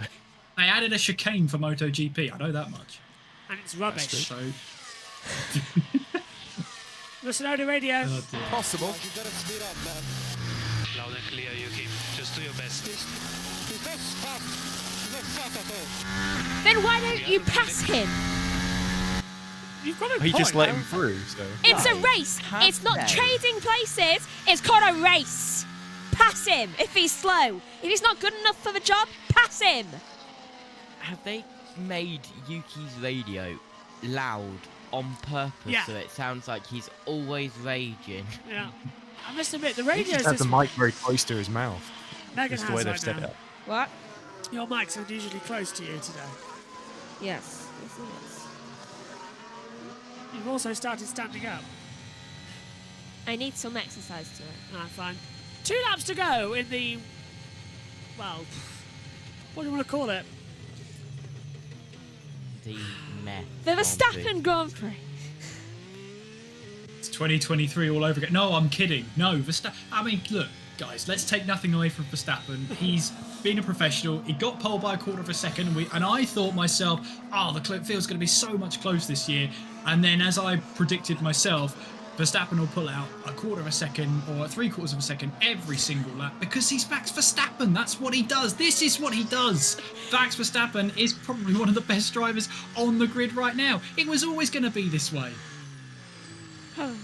Oh, here's Danny Rick. He's going to have a go this time, as you said. No response to Kieran at all there. I know. Look, I said probably. listen. We're going to have a fun season, aren't we? This is going to be a fun year. We're just going to lose it week in, week out. Saudi's next week, everyone, if you're ready for that one. I don't Only have I any time want to to talk crash. smack about F1. I love it so much. Come on then, what's we going to get? Max Verstappen's going to win for the 55th time in his Formula 1 career. On Magnussen, on Joe, don't forget there's still a battle there. And Magnus is being held up as well because he's got, look at this, he's got Ricciardo and Tsunoda directly behind him. These two RBs are making a little bit of a problem, I believe. Ricardo's got to get the lap. job done. Final lap. This is the last lap for them. Yuki Tsunoda driving the RB. He's going to be calling Danny Rick an SOB at this rate because he's not getting out of the way. DRS open for the pair of them. Ricciardo's thinking about a move, backs out of it. He's on soft tyres, should be able to go through, but they're going to probably die off as Verstappen is, well, he's already won in Saudi Arabia, so we can forget that. As he comes through up the track, Perez is 21 seconds back. It's the same car. Just saying. Come on, Danny Rick, give us some excitement. Don't let me get Wilf with the scissors again. He's got to lick the stamp, hasn't he? He's got to lick the stamp. But he doesn't do it into turn 8, though. Oh, and he loses the back end slightly. Might compromise his exit. Try and get the power down. And yeah, Zhou's just up ahead of him. as well. And will Magnussen get that DRS from Zhou? Meanwhile, then, Max Verstappen making his way towards turn 11. 22 seconds clear of Sergio Perez. It has been another masterclass Max today. We had hope. Little by little, it was taken away from us. We should know better by now. We should. 2022 was a Max domination. 2023 was just obliteration. I don't know what else to say. What can you say? Extermination? Yeah. Max Verstappen has gone too We're far. Daleks now. He's done it again. So begins another one. We thought we would have revolution. Instead, it's Dominion. Max Verstappen wins in Bahrain, the season opener. A 55th career win, a 20th win in the last 25 Grand Prix. Was that you, Justy? No, that was me. Sergio Agreeing with Perez comes home in second position. Same car, 20 seconds back. Carlos Sainz, the man who was fired from Ferrari, finishes third. Gets his name on the books. And across the line, Danny Ricciardo gets a black and white flag for track limits. Leclerc is fourth, Russell fifth, Norris sixth, Hamilton seventh with a broken seat. Piastri, Alonso and Stroll to do the double and get double points. I've got an interesting fact here. Yep. The top, hang on. 5 teams in No the signs of slow. Really professional drive, Max. Can't ask for more than that. Great start to the year. Nice one. Go on, Jess. Oh. What a great race. Unbelievable battles as well. Yeah, great start to the year, guys. Really, really good. 1-2 as well, so absolutely fantastic. Sounds cool. Well done, Max. As you say, 1-2 finish, fastest lap, pole position, clean sweep. So brilliant, brilliant start to the year. Thank you very, very much. Yeah, I couldn't have asked for more, really. Great start. Thank you. Christian's allegedly... quick. Go, Jess. Top 5 teams in the constructors last year. But guess what? The top 5 teams who were in the top 10 and getting points today. Christian Horner's no stranger to clean sweeps. Allegedly. Oh my god. Right. There's no one who doesn't have a teammate in the top 10. They are still, they're all the same fight as Jess pointed out. They are all top You're 5 right. teams, yeah. There's no Am one. I You've able just to, alerted me to that. disappear now? Right, yes. Let's bring Jess up to the comms box and send Josh T out as we hear from Perez. Thanks, Josh T. Hey, buddy. Tidy job. No worries. Yeah, good job, guys. Checo, thank you very, very much for that. That was a very strong drive. Well done. 1-2 finish for the team. Maximum points. Best way to start the year. Yeah. He never even responded. Before I go, just quickly. Yes, Josh T. What I think about going into round 2 of the season. It's all completely hopeless. Yeah, good job. We could keep up with our Red Bull today. If we start from here, we go for more. But it's a good start, good test, good preparation. Well, let's go for it now. It was good driving, I think. Oh. Hi, Jess. Hello. I knew Jess's camera was the same as Josh T's. It's easy to bring her up to the box quite quickly. We'll get Ed in as well later on for the cool down. Where do we go? Where do we go from here? Well, this is Max Verstappen unleashing his inner Sebastian Vettel. He's on the hunt for a 4th in a row, just like Sebastian Vettel did in the early 2010s with Red Bull. It's simply saying there's no stopping Max Verstappen. When he's in this kind of form, when he's in this kind of confidence, no one can beat him right now. And he's shown that time and time again. No matter what car Max Verstappen is given, he'll get the best out of it and he'll have a 20-second lead over his teammate. More to the point as well, Sainz had a 14-second lead over Charles Leclerc. So difference there being that Charles Leclerc struggling with the brakes, but yeah, formidable from Red Bull, picking up exactly where they left off after last season. 8th win in a row for Max Verstappen. Yeah. He must be bored of winning. I don't know. I don't think you'd ever get bored of winning. I would. If he got I don't think you would. I don't think so. He would like to win everything, knowing it. Yeah, exactly. I'd at least like a challenge. well, we'd all like a challenge, but unfortunately, Max Verstappen exists. So that, we had no safety cars. No, that's true. We didn't have any safety cars, and I think if that had happened, if we did have a safety car, everyone would have gone onto a new set of soft tyres. We might have seen some sort of melee towards the end, but yeah, a very familiar top three from 2023 now spilling over into 2024. Max Verstappen wins by 22 seconds, picks up 26 points with the fastest lap as well. Maximum for Max. Sergio Perez, followed by Carlos Sainz, Charles Leclerc. There's George Russell, Lando Norris, Lewis Hamilton, Oscar Piastri, Fernando Alonso and Lance Stroll picking up the last points-paying position. Zhou Guanyu is 11th, followed then by Kevin Magnussen in 12th. Danny Ricciardo 13th, Yuki Tsunoda 14th. There'll be discussions at RB tonight. Alexander Albon 15th, started up just getting going later on. Hulkenberg in 16th, he dropped from 10th. Esteban Ocon and Pierre Gasly, better race from them, but no, still not good for Alpine, they should be higher. Valtteri Bottas, wing damage throughout the race after contact at the opening lap with Hulkenberg and Stroll, and Sargent rounds out in 20th place after having an apparent cut-off of car electronics. Let's keep it within. Yeah, which is... Go on. No, I was going to say it's that makes more sense because the steering wheel really came up with like the fault and engine off for Logan Sargent there, so no surprise there. But he managed to get it going, which was the real surprise for me. He managed to do a sort of Control-Alt-Delete there. So yeah, Logan Sargent recovering, but a worry for Alpine because they finished pretty much at the back, didn't they? The only cars that finished behind them were cars that had issues. Let's have the post-race interviews now with David Coulthard. We thank you, Megan. We'll see you in Saudi. Bye-bye. Let's hand over to David Coulthard for the post-race interviews. Max Verstappen, congratulations. Back-to-back victories here. Your 55th Grand Prix victory.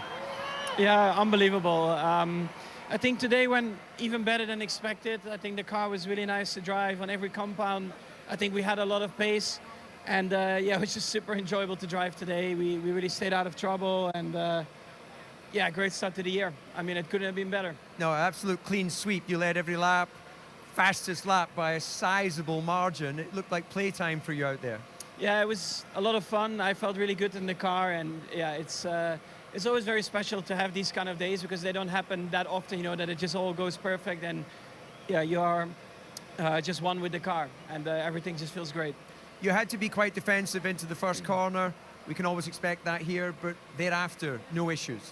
Yeah, I think the start was good. Of course, the first corner is a very tight hairpin, so naturally you want to defend the inside just to be safe. So that's what we did, and basically from there onwards we just focused on our own race. You don't get long to celebrate this victory because in a few days we're heading to Saudi for round 2. Yeah, but that's fine. You know, it's a long season, and it's a great place in the world to be anyway. So for me, really? yeah, a couple of days rest, and then we go again. Okay, Max, congratulations on your victory. Thank you. Go on, Ed. I'm not going to say anymore. I think I knew who you were going with. I heard it. Back from your 5th place qualifying, satisfied I don't with think that's your a great race? place to be. Well, I think was the maximum we could have achieved. It was quite a tricky race, you know, with the management of the tires. I think there's plenty we will learn from tonight's race, which will be important for the championship. But overall, I think it's a great way to start the season. So just expand on that. What were the issues you were managing on the tires, and was it compound to compound? It was really compound to compound, the amount of sliding we were having. We will have some issues with the engine braking, the drivability, which is not easy around here because there is plenty of low speed. But like I say, you know, I'm sure we will analyze all of that tonight and make sure we learn for Jeddah. Yeah, well, Jeddah less than a week away, so you don't have long to come back and then try and build on this result. Yeah, definitely. I think it's a good team momentum, and we got to keep it up for the coming weekends. Okay, enjoy the podium. Thank you. And finally, our 3rd place finisher, Carlos. You were feisty out there. You were really, you know, looking like you wanted that podium result. Great drive. Yeah, I felt really good out there today. The start wasn't ideal, but from then on, I just managed my tires well, and then from there, I could do my pace. Overtook 2 or 3 cars on the way to the podium, and then keeping up with the Red Bull there at the end, which was a pleasant surprise. Still not enough, not where we want to be, but good steps forward compared to last year and a solid start to the season. It's solid start indeed. Different compounds at the end of the Grand Prix there. What were you learning? This is the first race of the season, so you're sizing up your opposition. Yeah, we had a very clear plan using soft and then 2 hards. With the hard in our car, we feel a bit more comfortable because it overheats less, it degrades less. It is a bit a trickier tire with warm-up and with front locking, but then once we get it working in our car, you can push on it. In the Red Bull, you can see different trades, different strategy choices, but I think also that's the beauty of F1, and yeah, we could play around a bit with strategy today. Yeah, the beauty of Formula One is a race that never ends. 1 week we'll be in Saudi. Is it a circuit that will play to the strengths of your car, do you think, or how do you see looking forward? Let's see, it's the first different circuit that we go with this new 2024 car, so it will be a bit of a surprise for everyone to see where we are. I expect the cars like the McLaren and the Red Bull that last year they were very good in high-speed circuits to be competitive there, but you know, our car has also improved in the high speed, so hopefully we can be also strong there. Okay, congratulations. Thank you. The top 3 there being very exciting. Should we hear from them again in the cool-down room? Yeah, on top of the chest. Oh, really? Yeah, I have a lot of from the little yeah. I don't know where what was coming from because I was just looking at the laps and laps. It was, well, like, it's great. Oh, it was from the front. Yeah, yeah. That's great. I don't even know what that could be in the front. Ah, here, the little slide. I had a bit of wheel spin at the end of the gear. Charles broke a lot. He was going deep, lap after lap. That corner was quite a bit more difficult in the braking today.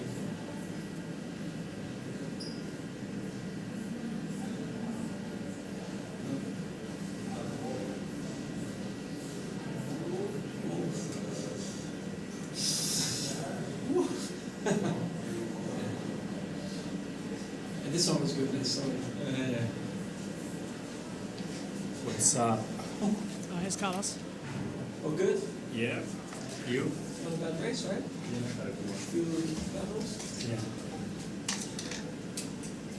Was close with Charles?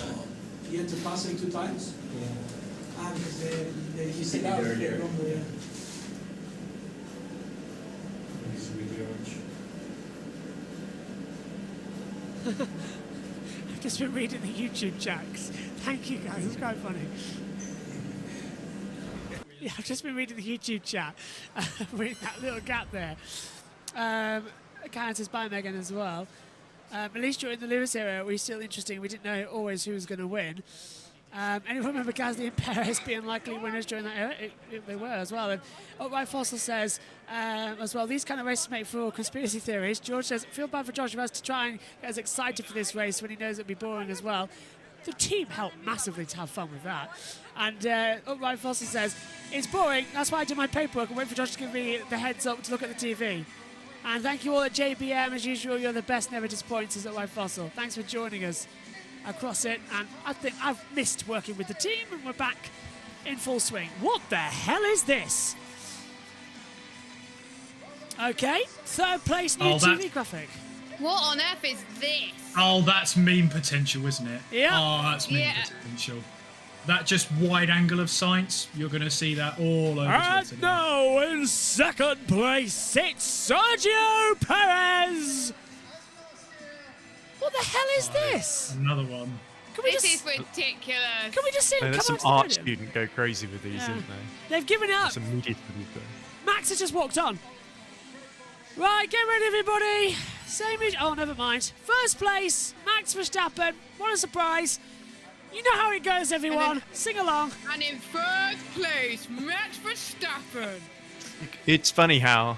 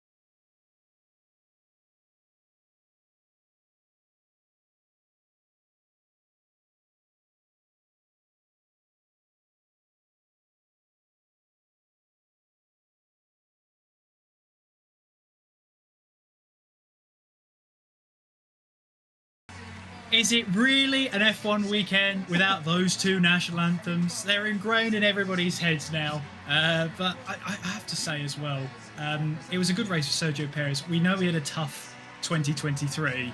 For him to be, back up there on the podium, he'll be hoping this is a springboard into helping Red Bull even more now.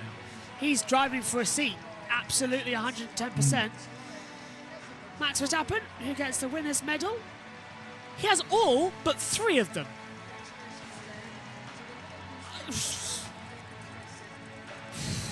We're in the Verstappen era, Josh. This is what it is. This truly is the Verstappen era. Oh, I don't think... In 2013, there was still at least a couple of races that were good. I think... You've got rose-tinted glasses on, my friend. I have. I remember... You have.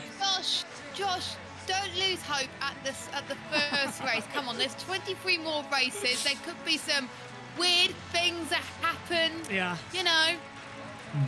Don't give up hope, Josh. Can we make every race weekend Singapore? Yes.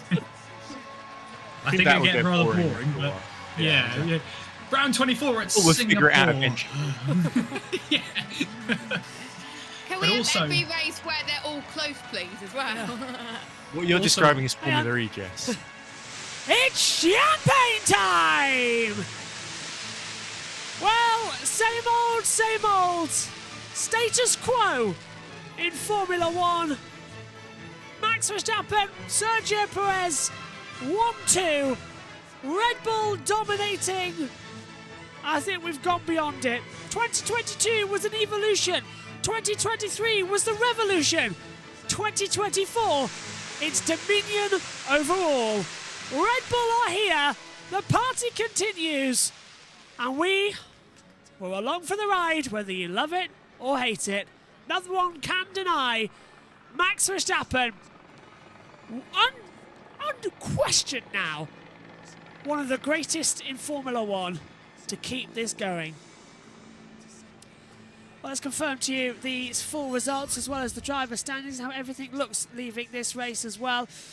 It is Max Verstappen victorious, Sergio Perez is second, Carlos Sainz third, Charles Leclerc fourth, George Russell takes fifth, Lando Norris is sixth, Lewis Hamilton seventh, Oscar Piastri is eighth, Alonso ninth, and Stroll takes 10th. Zhou takes 11th, Magnussen's 12th, Ricciardo, Sonoda 13th and 14th, Albon's 15th, Hulkenberg goes 16th, 17th for Ocon, 18th Gasly, Bottas 19th, and Sargent takes over in 20th positions. Now I'm going to press a button and I hope it shows me the championship predictions. It does indeed on the screen because Verstappen leads by 26 points, Perez on 18, Sainz 15, Leclerc 12, Russell 10, Norris 8, Hamilton 6, Piastri 4, Alonso 2, and Stroll has 1. Constructors sees Red Bull with 44, Ferrari on 27, Mercedes 16, McLaren 12, Aston on 3, Sauber, Haas, RB, Williams and Alpine, number 1 to start off this year. Well, I can hear the Avengers. That's next up, Saudi Arabia in the Jeddah Corniche circuit as well. That's in 7 days' time on the Saturday. Oh, I don't know what was happening there. I heard a round of applause. I thought someone was playing that. Either way, let's get the thoughts then from the team up here. You have to phone in the applause because otherwise nobody would applaud for Saudi Arabia. I knew you were going that one, Ed. I was going to get your opinion on that. Ed, what did you make of this race? Well, I missed the first 14 laps like Ian's. Pretty similar to Ian, but I thought it had its moments. There's a couple of decent midfield battles. The Leclerc-Russell battle was kind of fun for a while. I like some of the Little Bull, as I call them, RB squabbles with Yuki and Daniel as they got stuck behind K Magnussen.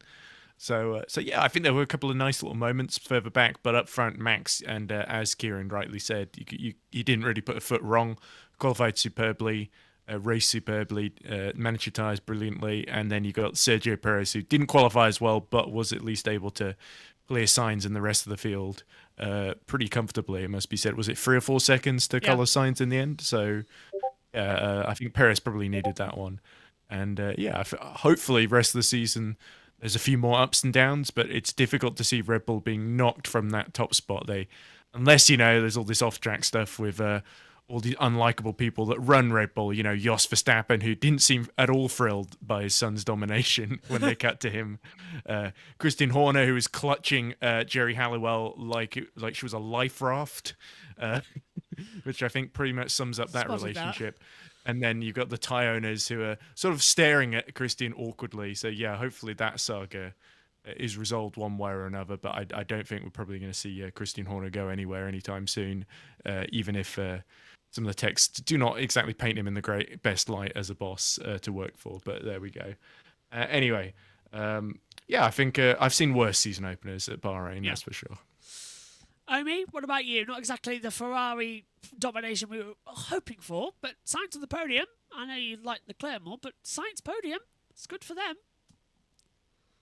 Well, I'm not really as much as a Ferrari fan that I was last year, so don't really care anymore. All I want is just exciting racing, which unfortunately we didn't get too much, so that's why I am slightly a bit disappointed. But hopefully next time out in Jeddah we're going to get some exciting action. But luckily till around Baku we have F2, F3, F1 Academy, Porsche to keep us entertained with, and all of the other motorsport series, because it seems like this could be a very long year of Formula One.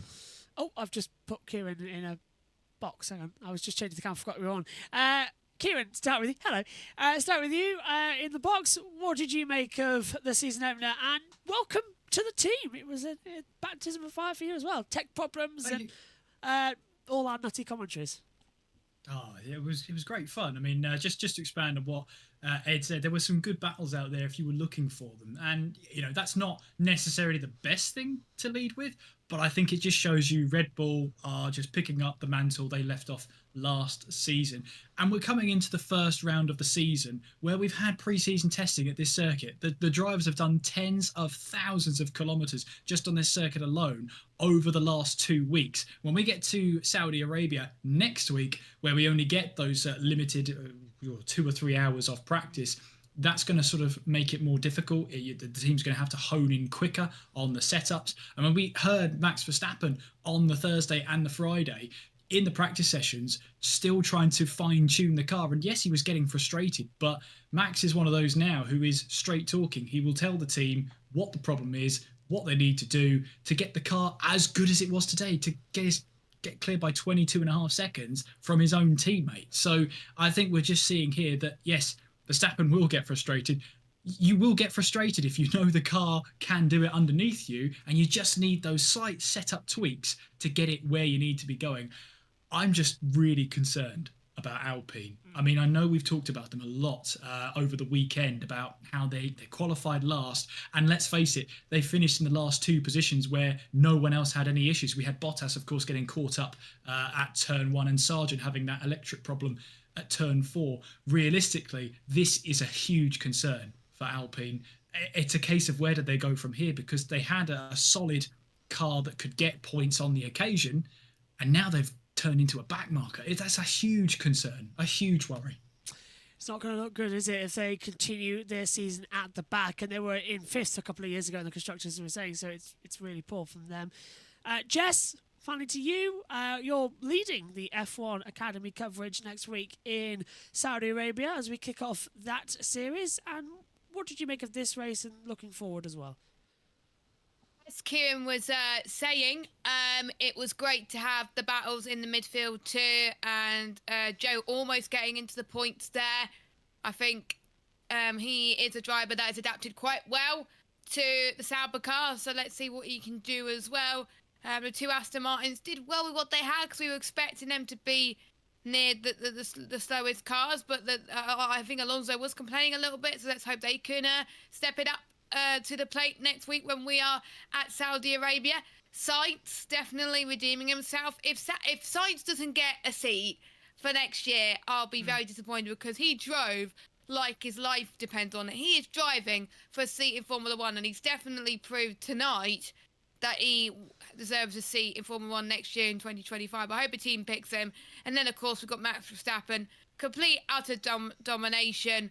He knows what to do, and he could drive a car that is good for him. So, yeah, that's my thoughts on the race. And we got Jeddah next week. looking forward to it. No F3, of course. We're back in Melbourne for the F3s, but for the other series, it's going to be great. I'm just keeping my fingers crossed I don't have COVID like I did last year in Saudi. That was really interesting. That's why you got me. Yeah. Yes. Exactly. Yeah. Do you remember last year in F2 how I was just literally dead? I was barely saying a word. We had 4 commentators on that one because I was just out of it. Oh, I'm going to interrupt. Let's hear from Christian Horner. He's with Sky. The 1-2 for you. I suppose you couldn't, on the track, have expected for anything better. No, absolutely. I mean, the perfect start, a very dominant race. And, you know, I have to say a big thank you to all the men and women back in Milton Keynes that this winter have worked so hard and come up with another great car. And it's testimony to that hard work that goes on behind the scenes. So, you know, great team performance to get that 1-2 finish and maximum points today. Can I talk to you about your design team and what they've produced here? It's not necessarily a natural evolution. It looks like almost like you ripped it up and started again. What are the key features of this RB20 that you think will make it so special? Well, you can see it's an aggressive evolution, and I think the design team, the whole team, they've done a wonderful, wonderful job. And, you know, they haven't rested on their laurels. They've pushed hard. They've pushed the boundaries. And you can see there's a lot of innovative ideas on the car. It's got the basis of 2019 in its DNA, but it's a strong evolution. What about the rest of the competition out there? Obviously, they're going to be slightly demoralised, I would have thought, about what they saw out there. Are we thinking that you could potentially almost go one better? I know it's so early in the season to say, but you smashed all the records last year. But this looks equally strong. Well, look, it's a great start. It's a one-off. It's a one circuit. It's one surface. It's very cool temperature. Next week, street track, much higher temperature. I think we're going to have to see 3, 4, 5 races before you see a true pattern. And you know, what we saw in testing is the field has converged. So you can't base too much on this one race. We took an extra soft tire into the race that distorts that last stint as well. So we're surprised that others didn't do that. But yeah, a great performance by Max, great performance by Checo, and you know, perfect start to the season. 20 seconds between your teammates. What have you said to Checo about what he needs to do to keep that place for beyond 2024 this year? Well, he's got to keep performing like he did today, and you know, he started 5th. He you know, came through the field. He made a couple of good passes and drove a strong race. So you know, a 1-2 finish is the optimum result that you can achieve as a team, and they're not that easy to do. They aren't. Okay. Obviously, you're united on the track. Christian, are you a united team off the track at the moment? Yes, absolutely. You know, we're a very strong team. We've got tremendous support. We've got tremendous partners. You know, great shareholders behind us as well. And you don't achieve this kind of result by not being united. Okay. This is you with the tie owner, Nvidia, and I have to ask you about this. You know, are you confident that you've got the full backing of everybody above you and that you'll be leading this team in Jeddah next weekend? Yeah, absolutely. I wouldn't be here otherwise. Okay, appreciate your time. Thank you very much for talking to us, Christian. Okay, divisive. I wanted to stay on air for that bit because I did want to hear what Christian had to say. We were mid-sentence and I was like, yeah, well, it's not often you get to hear Christian Horner, especially this weekend of all the weekends, to have those problems. So we'll wrap up and give us the expectation of what we're going to see in Saudi Arabia. My thanks to Jess, my thanks to Omi, my thanks to Ed, my thanks to Adam, my thanks to Richie, my thanks as well to Megan and Ian Bird for coming in for the comment box as well, and a special thanks to you, Kieran. Thank you. Welcome to the team, and my thanks to all of you at home as well. Sorry that Sid couldn't be with us this weekend due to the change in schedules. Means that he was so busy he couldn't join us, but he will hopefully be back next weekend for Jeddah. If not, he'll be doing Australia anyway. My thanks, of course, to Josh T, as always, for keeping us on track, producing us, as his producer role has got a lot bigger. Coming up here on JBMotorsports, you can watch the NASCAR Cup Series from Las Vegas Motor Speedway. That's tomorrow at 8 o'clock GMT in the evening. That's a PM race as well. Myself, Josh, Adam and Tom will be on the call for that one as well. My thanks to all of you for watching. My thanks to the team here in the box. Well, 2024 has started, and it is the same as always. Max Verstappen and Red Bull dominating at the front, but as Christian Horner did just say, The next track is different. Saudi Arabia is a street track. It's very, very tight, very slippery, and with it being the barriers so close, we see huge accidents. Anything can happen. Join us in 7 days when round 2 gets underway on the streets of Jeddah. From us all here, thank you very much for joining us. We'll see you next time. Bye-bye.